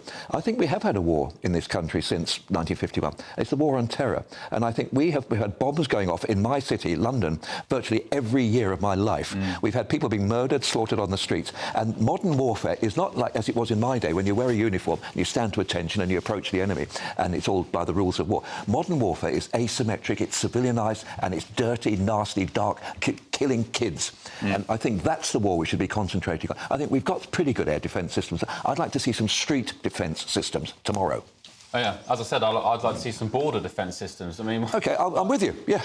Why can't the Royal Navy patrol the channel? Because I can tell you... Why do people come on these news channels and theorise in blogs and scratch their chins and say, well, no, we can't. Sorry, can I just give you... Control the channel and protect our borders. Let me just give you the answer perfectly clearly. If you actually then had to have a frigate from the Royal Navy come up to intercept a rigid inflatable boat, you say turn them back and send them back to France. The minute you said you're entering British territorial waters, return, the guy would get a knife, stick it in the rib, the air would go out, the people would be splashing around in the sea, and the first rule of the sea is you always pick up anybody. Oh, no one is suggesting to let them drown. Yeah, okay, so how would you... up and take them back. So how would you pick them up? On the border force like Australia will from Australia's sorted this problem in the... Yeah, but because they had an island 2,000 miles away from Australia. The principle, there's a big body of water. Yeah, we don't have any islands in the channel. You need to do boat turnbacks and you need to do offshore processing, and it isn't actually that complicated. No, It just requires political will. Yeah. Political will we haven't seen in the UK. The Royal Navy cannot turn boats also, back. Also, we could do what Trump has done with Colombia, put them on a plane or a coach back to France, and if France refused to take them back... I'm sorry, we're doing that. say, right, you're going to have this financial penalty, we're not going to trade with you, etc. We're doing that. OK, right. We're giving you the chance to win in our latest Great British giveaway. We have 2 amazing prize bundles to be won. Here's all the details you need to win. The Great British Giveaway is officially 1 year old, and we have a birthday treat for you. We're giving you not 1, but 2 chances to win this month, with 2 prize bundles that include an incredible £10,000 in tax-free cash. But that's not all. You'll also get a brand new iPhone 16 and a £500 shopping voucher to spend at your favourite store. So why not be extra lucky this month? For a chance to win an iPhone, vouchers and £10,000 in cash, text cash to 63232. One entry costs £2 plus 1 standard network rate message, or text bonus to 63232. 5 entries cost £5 plus 1 standard network rate message. Go to gbnews.com/win. Entries start from just £2. Call 0903 681 3232. Calls cost £2 plus your network access charge, or post your name and number to GB11 PO Box 8690 Derby DE1 9TT. UK only. Entrance must be 18 or over. Lines close at 6 p.m. on the 7th of March. Please check the closing time if listening or watching on demand. Good luck. Good luck to you. Coming up, there are fears of a global trade war because of Donald Trump's tariffs. Is Britain going to be slapped down at the hands of the Donald, or should we be making more of an effort to cosy up to him? On the front page of the Daily Mail, why the EU's net zero policy spells danger for British businesses. Who would have thought? And our very own Chloe Dobbs has just returned back from a month abroad, mimicking the life of a migrant destined for Britain for a brand new TV documentary. I really am an empathetic person, but if we don't put a stop to these ridiculously high levels of both legal and illegal migration, Britain is going to be a hellhole. Oh, she's a wise soul, our Chloe. She'll be back next to reveal all the details. This is Ben Leo Tonight, only on GB News.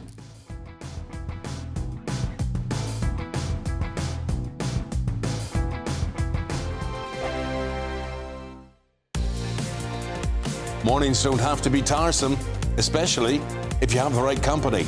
Wake up to news as it happens, opinion and debate, and of course, a little bit of entertainment too. Because when the kettle's on, we're on. That's Breakfast on GB News, a show worth waking up for.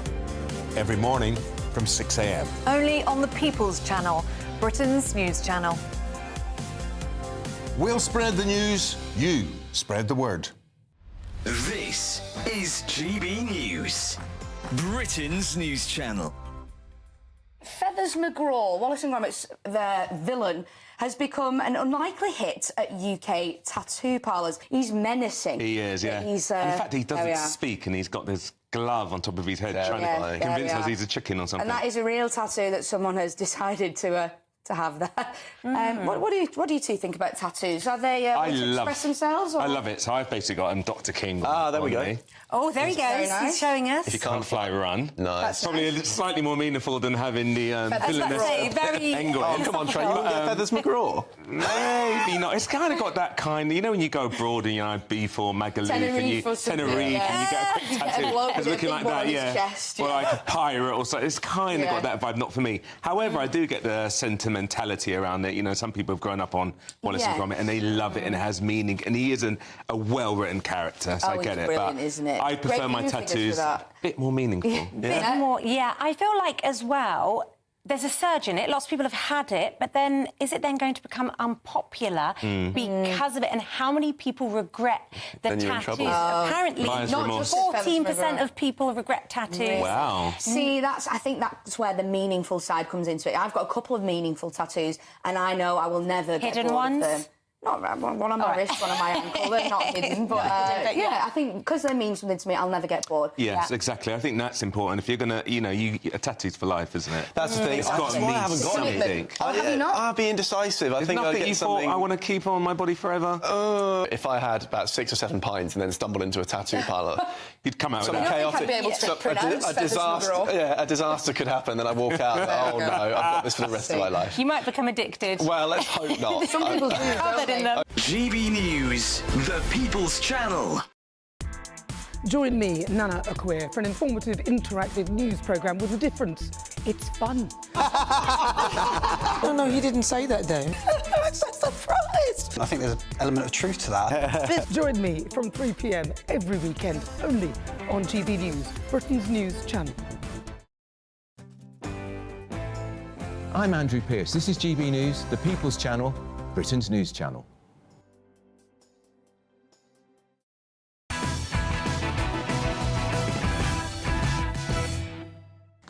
Hello, welcome back. More front pages have just dropped. Let's look at the Daily Star. Just at the top there, gunning for top. Arsenal beat Man City 5-1. Did I mention that? And also the main story, squeaky blinders. Gangs of rats are invading our cities. I did a Freedom of Information request on Parliament a few years back and asked for the environmental health report. And they came back and said there were rat droppings and evidence of mice infestation in all of Parliament's offices, restaurants, the bars, Strangers Bar.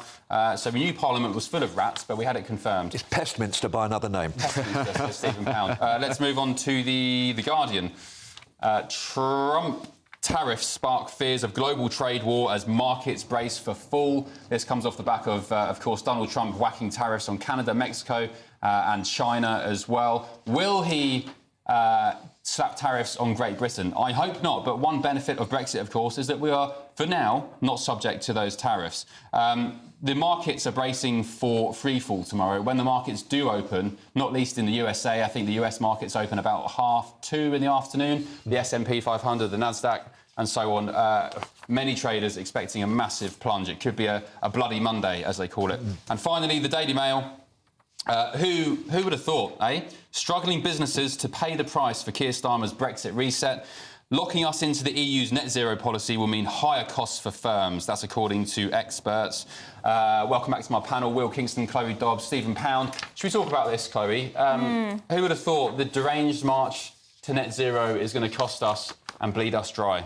Well, Ed Miliband told us that our bills are going to come down and it's going to save us all money, but it's turning out to be an absolute load of rubbish. And businesses and consumers are really starting to pay the price. I feel like we cannot squeeze people anymore. People are really struggling with the cost of living crisis. And remember, you know, people say, big businesses, they can pay. But when businesses face higher costs, that means consumers have to face higher costs for the products that they pay. That gets passed on to the consumer. This is going to make us poorer. We need to stay away from EU's scary net zero policies.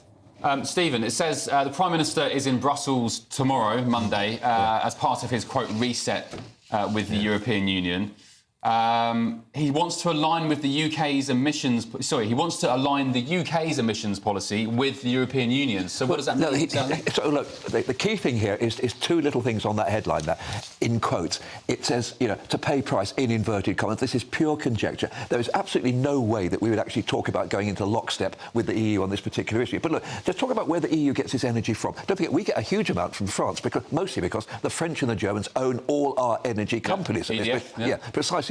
But Germany actually used to get a huge amount through Nord Stream 1, which is Russian gas and oil. As far as I'm concerned, the great joy about net zero, and I think the sooner we get it, the better, is that we would be finally independent. We wouldn't have Russian dictators holding us by the throat. We should have British energy for the British people, created with British wind, British hydroelectric, British tidal. Bring it on, I say. Stephen, the fundamental contradiction at the heart of this government is that growth and net zero are incompatible. You cannot have cheap energy and have net zero. We have seen the energy prices in this country go up and up as a result of a misguided attempt to try and go towards renewables. As a result of that, energy is almost doubly expensive as it is in some parts of the US, and it's the most expensive in Europe. But those are the entry costs. Now, look, if they want to just go on this lunatic, dogmatic eco-zealotry, That's fine. We can boot them out the next election, but don't keep doing this growth for growth mantra, because they cannot have both. And it is disingenuous for Starmer to say his top priority is growth when he's still going for this eco-zealotry nonsense. Well, I'm sorry, I don't want to cut across here, but look, the reality is that you certainly can have lower costs to the consumer with home-generated power. At the moment, the figures you're quoting actually... subsidising it? Well, hang on a second. Because that's the start-up cost. At the moment, these wind turbines are being made in South Korea and Sweden. I'd rather they were made in this country, so we wouldn't be pumping more money to South Korea and Sweden. There's a patriotic case to actually have our own energy in this country. Stephen, Ed Miliband wants to turn the countryside into a a wind turbine haven. No, we've just... But they're all made in China. Ed Miliband's net zero push in this country is going to create around 300,000 jobs in China. The steel that they need to create these wind turbines. Why don't Labour get a bit patriotic and at least rip the steel for these turbines? Well, hang on a second. Look, where are the only licences for new turbines have been offshore. Those are the only ones that have been granted by this government. Offshore turbines. I don't think there's anything wrong with that. As for the onshore ones, remember the ones that David Cameron called bird blenders? Nobody's talking about having them marching across the nation like a load of robots. And I think we should make our steel in this country, but sadly, because of the absurd lunatic privatisation policy where we sold the family jewels and gave it to Tata of India, we don't make steel. The sooner we bring that back into public ownership and have British steel making British turbines, providing energy for the British people, the better. I mean, Stephen, you mentioned the fact that the cost of renewables will come down over time, and it absolutely will. I completely agree with that. What is crazy is the fact that when we are nowhere near in a position to be completely reliant on renewables, we are closing down oil and gas in the North Sea. We are closing down steel plants in this country whilst we're shipping this stuff in from other countries whilst we're still reliant on it. That is what is incredibly messed up about the net zero. Yeah, what a scam. And can I just remind everybody as well, the UK is responsible for less than 1% of global emissions. You know, China is opening the equivalent of 5 or 6 coal-powered stations a week.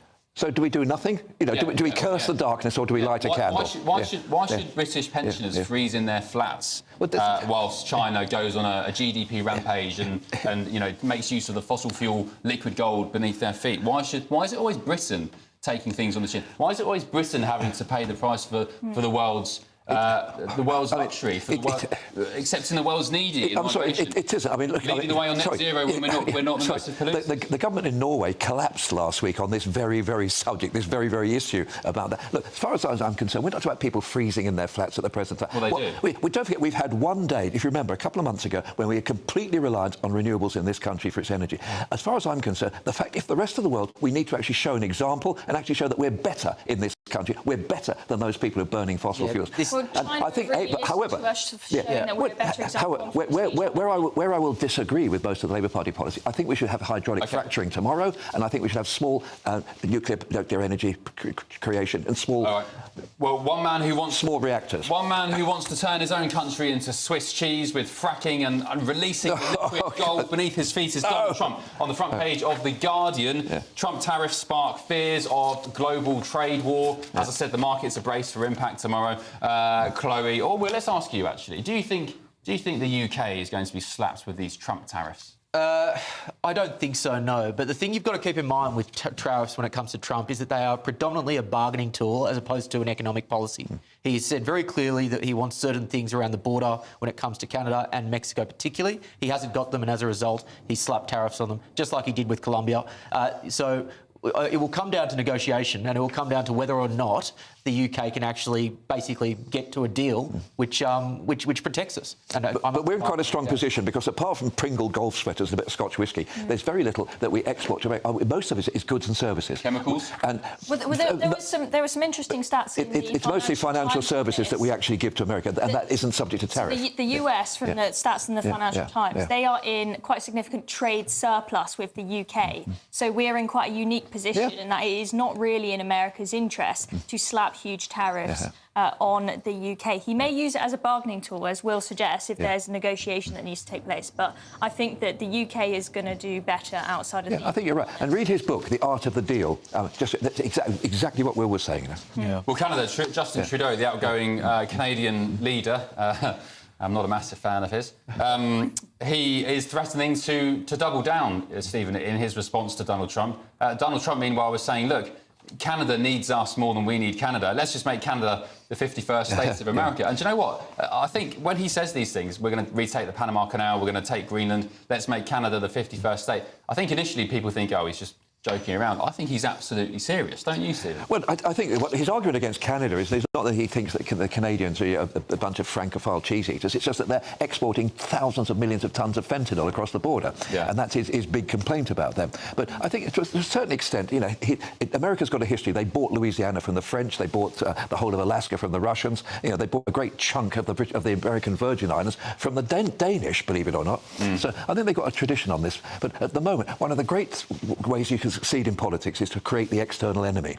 And it's, you know, the patron danger, as Napoleon used to say. And so I think by creating these enemies around him, he's actually coalescing and strengthening his position within America. Yeah. I was doing a bit of homework on the Panama Canal after all the issue came up with Donald Trump. And was it Ronald Reagan, Stephen, who gave the canal away to Panama? And actually, it was Jimmy Carter. Jimmy Carter, because it did belong to Venezuela. You know, what is it with these leaders, like putting the world first? Well, Jimmy Carter then became a saint because he did the one thing to succeed in politics, is to die. OK. All right, coming up, unfortunately, there's some news breaking. There's been a British casualty in Ukraine. Unfortunately, we'll get some more detail on that in just a tick. And the French also want the UK to eat humble pie over Brexit. That's on the front page. The front page of the Times newspaper. We'll get stuck into that just after the break. This is Ben Leo Tonight, only on GB News. I forecast a perfect holiday in the sun. Weather looking good then? For sure, and no worries about our travel insurance. All Clear Travel Insurance sponsors GB News Travel Destinations Forecast. Hello. Well, it's rather unsettled across the central Mediterranean. Heavy showers, rain in parts of Spain as well. But there are some drier spells. So across the Canary Islands, we'll see some showers. But across Gibraltar in the south of Spain, some outbreaks of rain here. An area of low pressure will bring some heavy showers and thunderstorms across central parts of the Mediterranean. But there will be some drier spells in between. And then looking ahead, well, plenty of sunshine on offer. And it should be feeling pleasant in that sunshine too. All Clear Travel Insurance sponsors GB News Travel Destinations Forecast. Good evening and welcome to your GB News weather update from the Met Office. Looking ahead, it's going to be increasingly wet and windy in the northwest, drier in the south before higher pressure builds midweek. Out there at the moment, we've got higher pressure towards the east, a weak frontal system to the west, but a squeeze in the isobars across the northwest of Scotland, so windier here.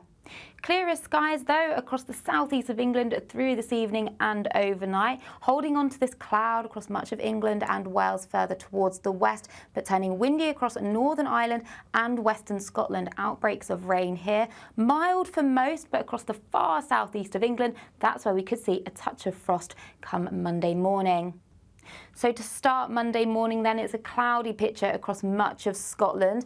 Out towards the west though, this is where we'll see the strongest winds. Coastal gales are possible with heavy spells of rain moving through. Cloudy across Northern Ireland to start Monday morning with some patchy outbreaks of rain. Across much of England and Wales though, it should be a largely dry start. There'll be a few drizzly patches at times, but a cold start across the far southeast. So as we go through Monday then, generally staying cloudy across much of England and Wales, with the cloud gradually moving its way into East Anglia. Across the far northwest though, it is going to be turning increasingly unsettled, heavy spells of rain and very strong winds of coastal gales. Highs though coming up at around 10 or 11 degrees. So as we go through into Tuesday, that band of rain will continue to slowly move its way south and eastward, so affecting much of northern England into Wales and the southwest. Ahead of that, often cloudy but dry, but some sunnier spells developing across Northern Ireland and Scotland and turning colder too. Higher pressure then builds on Wednesday and Thursday, so we'll start to see the return of overnight frost and fog. Bye-bye. Hi, I'm Michelle Dewberry and my show is your opportunity to cut through all the noise and dive in headfirst to some robust debates. Ideas clash. Situation, isn't it? Because the failure is... You're deliberately avoiding my point. Nothing's held back. And if you think this is the end of it, wait for more. And we do not shy away from the difficult stuff. Sometimes I want to shake people and say, if only you understood. So join me on Jubes and Kerr weeknights at 6 p.m, only on GB News, Britain's news channel. It's Patrick Christie's Tonight, and here we do things differently. It's explaining the absolute madness of this, doesn't it? It's explosive. I mean, this is very good. It's lively. 850. Your government sat there short and it did nothing. It's controversial. And the Middle East has been in turmoil since before I was born. It's everything you need to kickstart your evening. Everyone's had their Weetabix tonight. I love to see it. That's Patrick Christie's Tonight, weeknights from 9 p.m. Only on GB News, the People's Channel, Britain's news channel.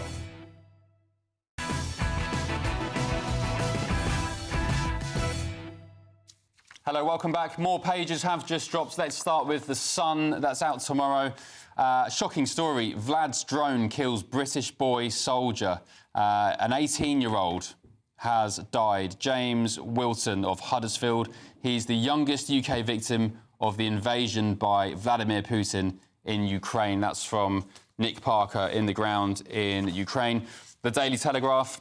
The European Union warns Donald Trump, we will not be bullied. I'm sure he's quaking in his boots. Starmer's drive to chase closer ties with Europe feared to pose risk to US deals. There we go. It's that long conversation about whether we should cosy up to the EU or the US. It appears Keir Starmer is choosing the European Union. And the Times. French tell the UK to eat humble pie on Brexit. The PM is the first to attend an EU dinner tomorrow, Monday, in 5 years.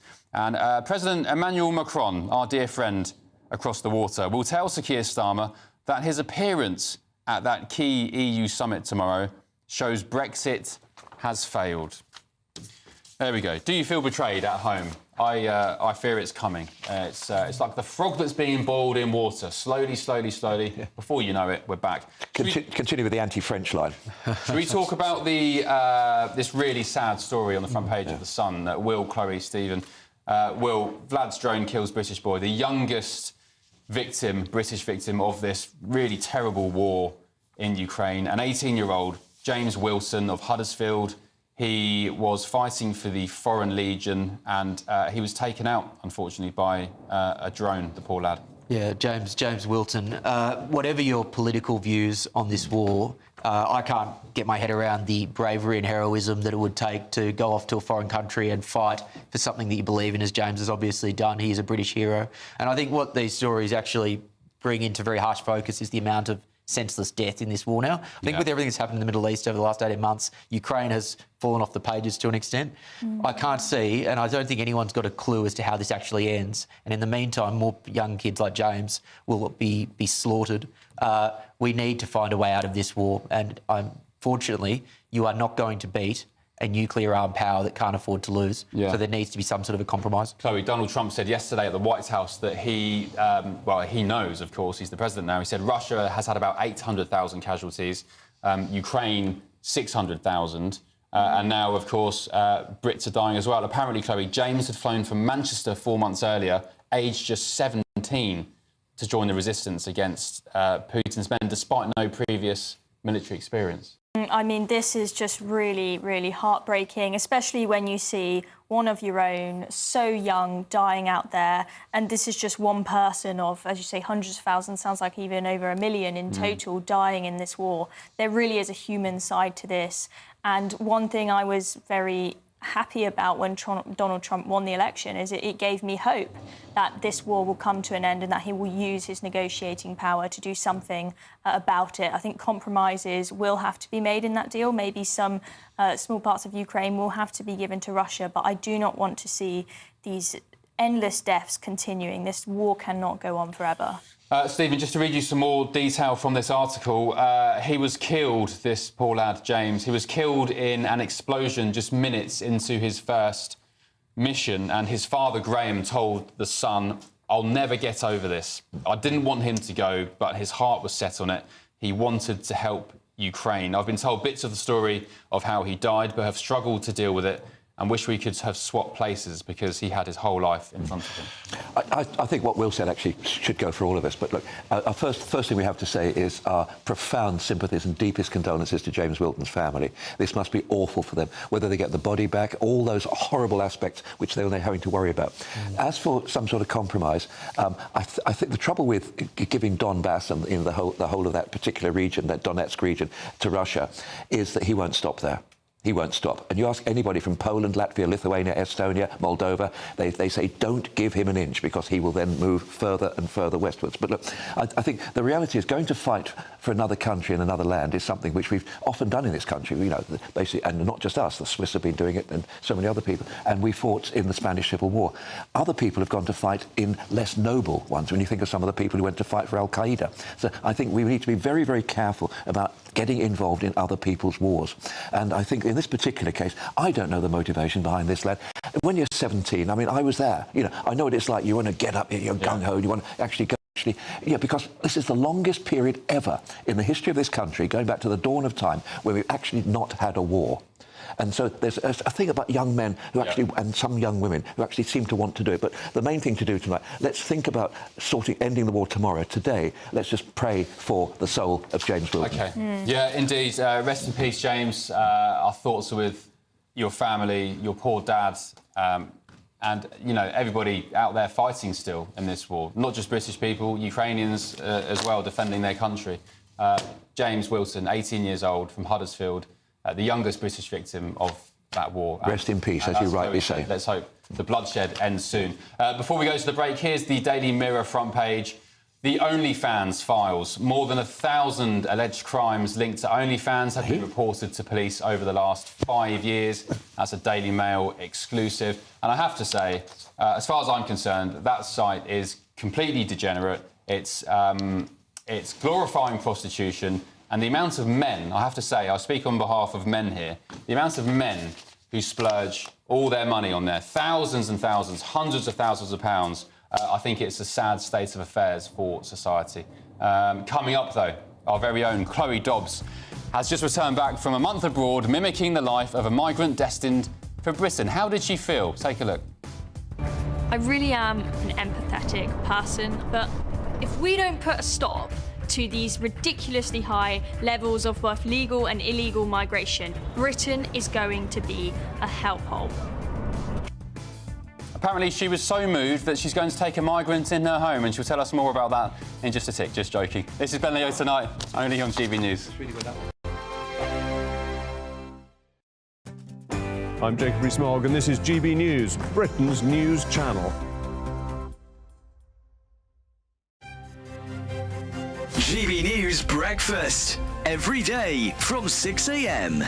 It's the body image thing that concerns me. It's young girls watching Love Island and really skinny girls and young boys hit the gym after this. Yeah, exactly. I mean, they're seeing perfect bodies on the screen. You don't need to go in the gym, Maymoon. You look gorgeous as you are, love. I know. You see, the reason I don't enter anything like that, Kerry, is you know you're going to win. Exactly.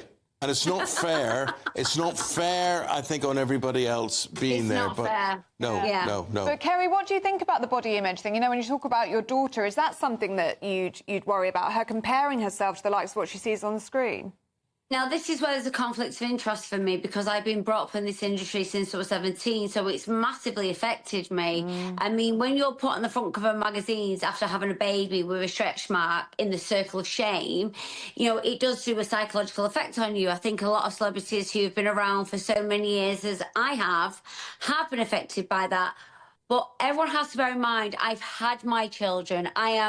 I'm in my 40s. I feel I'm entitled to have my tweaks and try and improve on what I think are going down south, and health and safety, tripping over any things that I don't want to be tripping over anymore.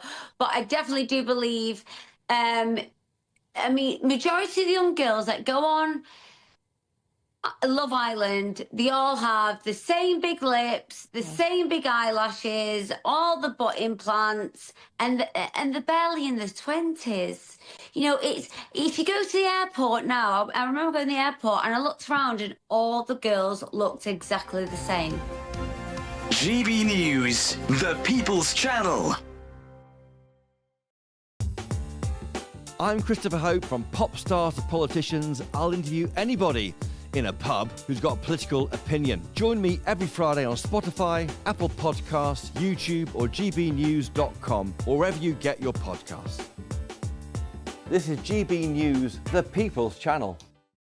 We're proud to be GB News, the People's Channel, and as you know, we always love to hear your views. Now, there's a new way of getting in touch with us at gbnews.com/yoursay. By commenting, you can be part of a live conversation and join our GB News community. You can even talk to me, Bev Turner, or any of the members of the GB News family. In the GB Newsroom, we bring you the news as it happens. With our team of dedicated journalists across the UK, we're ready to keep you up to date with what's happening every half an hour, every single day. Bulletins here on GB News, the People's Channel, Britain's news channel.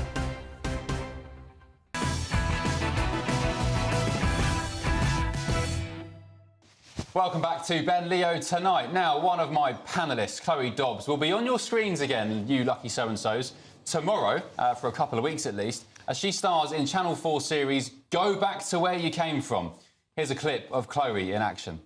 I really am an empathetic person, but if we don't put a stop to these ridiculously high levels of both legal and illegal migration, Britain is going to be a hellhole. People can call me racist all they want, but I know that my views are just basic common sense. Guys, there's smoke on the horizon. Is that from a bomb? Yeah, the road, they bombed a lot. I've not got my hopes up for a safe, clean hotel tonight. We've all seen dodgy council estates in the UK, but this is a whole other world. Wow, there we go. That's going to be a watch. Chloe, of course, you're with us now. What was it like? Where did you go? How long did it take? When did you get back? Tell us all. So we were away for a whole month in total, spent a week in Syria, and then we went to Lebanon, Italy and France, and then back to the White Cliffs of Dover. We made it back alive. Syria was pretty scary, it's fair to say, because you've still got ISIS lurking about there. Yeah. And we are the infidels to them. We stand out like a sore thumb. We look different to everybody there. We've got cameras with us, and you are just terrified of the wrong person spotting you. Did you have any close calls, any encounters where you thought, you know, we need to get out of here? We had a lot of scary moments that actually turned out to be all right. So, for example, the first moment we arrived in Raqqa, a city in Syria, all of these guys with guns suddenly started banging on the doors of our vehicle, screaming at us in Arabic, and we thought, oh, God, is this ISIS? You just think the worst.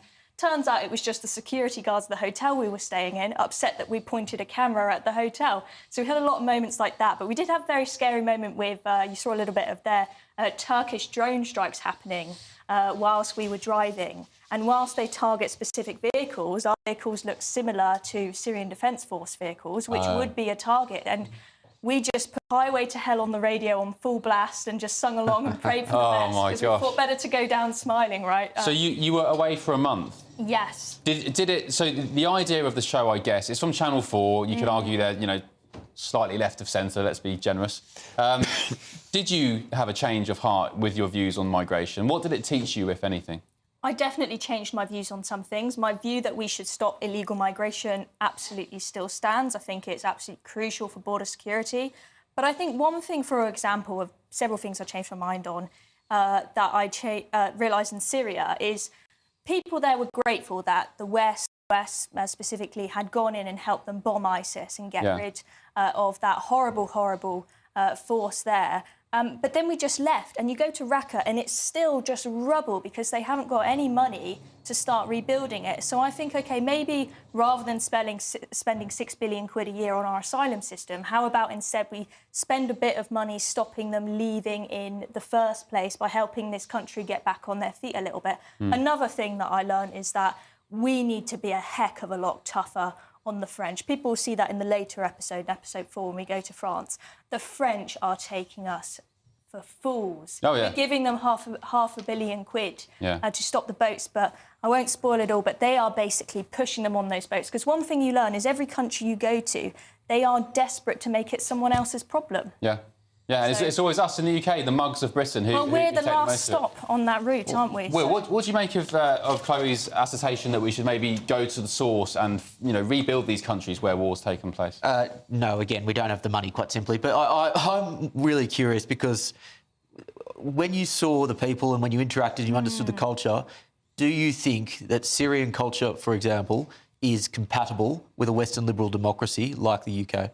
Now, this is a really interesting question because the people that we met in Syria, we were absolutely shocked by how incredibly kind everybody was. Also, nobody steals anything there. You could leave an expensive handbag out all day and nobody would touch it. However, I do have my concerns about Islam becoming too prominent in the UK. I do not want to live in a culture where women are expected to cover up. You know, I didn't have to wear a hijab, but we did have to wear long sleeves all of the time. I think that is a concern.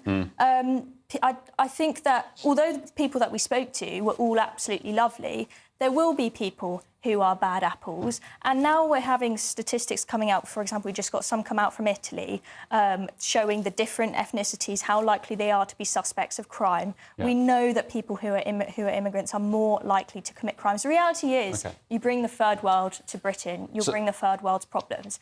I think we need we do need to work more on our legal routes to make sure that we have much stronger vetting processes to make sure we know who people are and they're going to be people who are committed to assimilating in our culture. OK, well, it looks like an absolutely extraordinary adventure you have. And it'll be out 9 p.m. tomorrow. Well, I was going to say, when's it on? 9 p.m. tomorrow? On Channel 4. That's after Patrick Christie's. Watch it. 4 Mondays in a row. Watch it on Catch Up, don't watch it live. You want to watch on GB News and Patrick Christie's, of course. Thank you, panel. Leo Kearse is up next with Headliners. Leo, what's in store?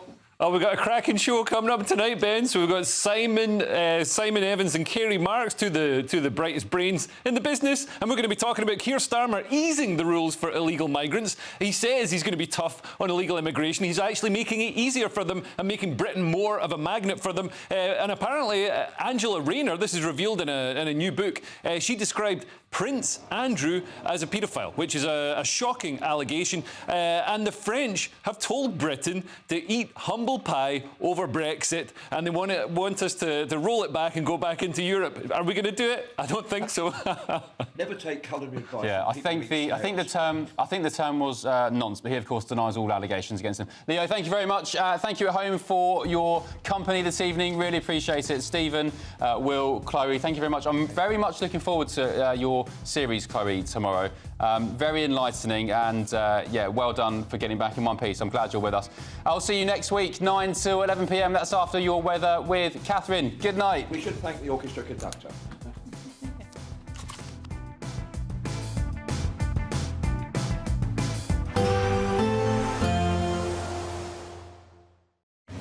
A nice bright morning will generate a lovely warm day, right through to the evening. Boxed Solar, sponsors of weather on GB News. Good evening and welcome to your GB News weather update from the Met Office. Looking ahead, it's going to be increasingly wet and windy in the northwest, drier in the south before higher pressure builds midweek. Out there at the moment, we've got higher pressure towards the east, a weak frontal system to the west, but a squeeze in the isobars across the northwest of Scotland, so windier here. Clearer skies, though, across the southeast of England through this evening and overnight, holding on to this cloud across much of England and Wales further towards the west, but turning windy across Northern Ireland and western Scotland. Outbreaks of rain here. Mild for most, but across the far southeast of England, that's where we could see a touch of frost come Monday morning. So to start Monday morning then, it's a cloudy picture across much of Scotland. Out towards the west though, this is where we'll see the strongest winds. Coastal gales are possible with heavy spells of rain moving through. Cloudy across Northern Ireland to start Monday morning with some patchy outbreaks of rain. Across much of England and Wales though, it should be a largely dry start. There'll be a few drizzly patches at times, but a cold start across the far southeast. So as we go through Monday then, generally staying cloudy across much of England and Wales, with the cloud gradually moving its way into East Anglia. Across the far northwest though, it is going to be turning increasingly unsettled, heavy spells of rain and very strong winds and coastal gales. Highs though coming up at around 10 or 11 degrees. So as we go through into Tuesday, that band of rain will continue to slowly move its way south and eastward, so affecting much of northern England into Wales and the southwest. Ahead of that, often cloudy but dry, but some sunnier spells developing across Northern Ireland and Scotland and turning colder too. Higher pressure then builds on Wednesday and Thursday, so we'll start to see the return of overnight frost and fog. Bye-bye. There will be a light breeze in the morning, leading to a warm front. Boxed heat pumps, sponsors of weather on GB News. Want to be one of 2 lucky Great British Giveaway winners? That's right, you could win one of 2 prize bundles, which includes a brand new iPhone 16, £500 in shopping vouchers to spend in your favourite store, and an incredible £10,000 in tax-free cash to spend however you like. What would you spend that cash on? For a chance to win an iPhone, vouchers and £10,000 in cash, text cash to 63232. One entry costs £2 plus 1 standard network rate message, or text bonus to 63232. 5 entries cost £5 plus 1 standard network rate message. Go to gbnews.com/win. Entries start from just £2. Call 0903 681 3232. Calls cost £2 plus your network access charge, or post your name and number to GB11 PO Box 8690 Derby DE1 9TT. UK only. Entrance must be 18 or over. Lines close at 6 p.m. on the 7th of March. Please check the closing time if listening or watching on demand. Good luck. This is GB News, Britain's news channel. We were talking earlier about the issue of Siri listening to you. Well, it's not just your own conversations being sort of harvested for data, but it's a problem with AI. So what seems to have happened yesterday is that Apple issued a alert saying that Luke Littler had won the darts before he had. I mean, imagine what would, if he then gone on to lose, how that would have looked. I mean, obviously, because he went on to win, at least they got the story right, but before it had happened. So what it seems to happen is that the AI farms existing stories, and what it has done, that's the alert. We can see the alert there now, and it also claiming that Brazilian tennis player Rafael Nadal had come out as gay, when actually a different Brazilian tennis player was actually mentioned in the original story. So what it does is you see that's branded as BBC Sport. What the Apple AI system does is it farms alerts that it thinks people are getting from the source, and then summarises them into one. That was going to be my question. Into one alert. It looks to me like you would assume, OK, the BBC are reporting this. Absolutely. So the BBC News might be saying something else. So it could happen to any news organisation. This has highlighted a massive issue. I mean, having editorial judgment and quality control, because if this is going on, it's just contributing to the flow of misinformation. Yes. And we know that this is a problem on social media, people reporting false things. But if it seems to come from trusted news sources, that is a massive issue in credibility. I mean, if you had something like Reuters, who's a big news provider, doing this, you could hold people accountable, you could make changes, but when it's the AI doing it, I mean, what do? You're going to have to reprogram it in some way. And if you just lost control, if you're a news source, you've lost control of what goes out, because it basically farms it, puts your logo on it, and sends it out, even when it's nonsense. GB News, the People's Channel.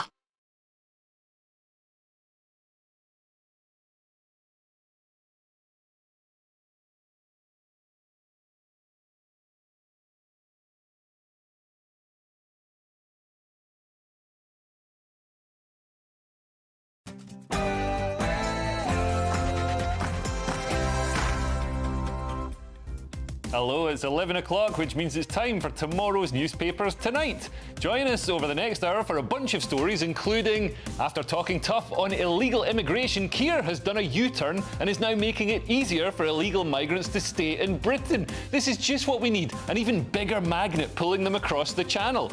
And there's a trend for left-wing politicians to take the pronouns out of their bio after Trump ordered politicians in the US to do it. And Sadiq Khan did it yesterday as well, but now he says it was a technical error. Oh, were you hacked by the Chinese government, Sadiq? Anyway, he's going to put his pronouns back, so we'll be able to tell if Sadiq Khan is a boy or a girl again soon. And Britain is warned that we need an iron dome to protect against attacks from Russia. Sorry, but I think the people who want to harm us are already in the country and under the dome. I'm Leo Kirsten. Tonight, I'm joined by Simon Evans and Kerry Marks to take you through Monday's top stories. There they are. Look at Kerry, looking like the man from Del Monte. This is Headliners.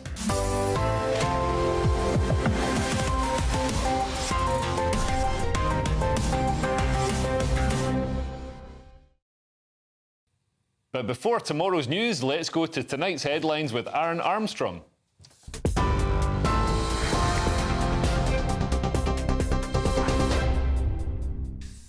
Good evening to our headlines. The Prime Minister says the UK will seek a strong trading relationship with the US as North America moves closer to a trade war.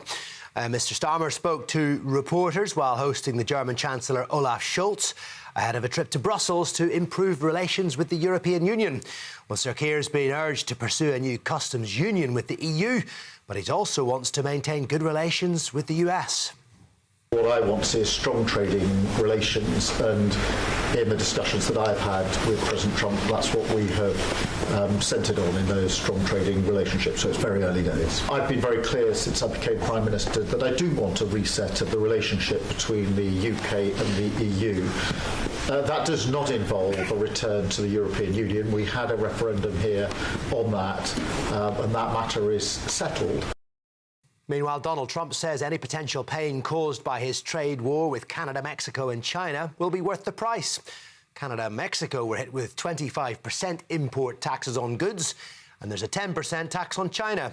Well, China and Mexico say they will implement corresponding countermeasures, and Canada has already responded with a tit-for-tat 25% on US imports. However, the president has defended the move and denies tariffs will be damaging for the United States. Tariffs don't cause inflation, they cause success. They cause big success. So we're going to have great success. There could be some temporary short-term disruption, and people will understand that. I had that when I negotiated some of the good deals for the farmers, and unfortunately those deals have been led astray by Biden and his people because they didn't enforce the deal. But the tariffs are going to make us very rich and very strong, and we're going to treat other countries very fairly. Tony Martin, who was jailed for shooting dead a teenage burglar in 1999, has died at the age of 80. The farmer was convicted for killing 16-year-old Fred Barras and injuring another man when he fired his shotgun 3 times towards intruders. He served 3 years in prison for murder before being released when his conviction was reduced to manslaughter on appeal. Let's turn to the Middle East, where the city of Jenin in the occupied West Bank has been rocked by a series of simultaneous explosions. Israel says it destroyed more than 20 buildings during its targeting of what it described as terrorist infrastructure. Local authorities, though, say Jenin's hospital was damaged in the explosions. Israel has stepped up its operations in the occupied West Bank in recent weeks since the ceasefire in Gaza came into effect. And Chinese communities across the country have been celebrating Lunar New Year. Thousands of people gathered in central London earlier to watch a traditional lion dance and take part in the carnival. The Lunar New Year is a significant cultural celebration. It signifies the end of winter and the arrival of the Year of the Snake. That's it for me for the moment. More news a little later. For the very latest GB News direct to your smartphone, sign up to News Alerts by scanning the QR code or go to gbnews.com/alerts.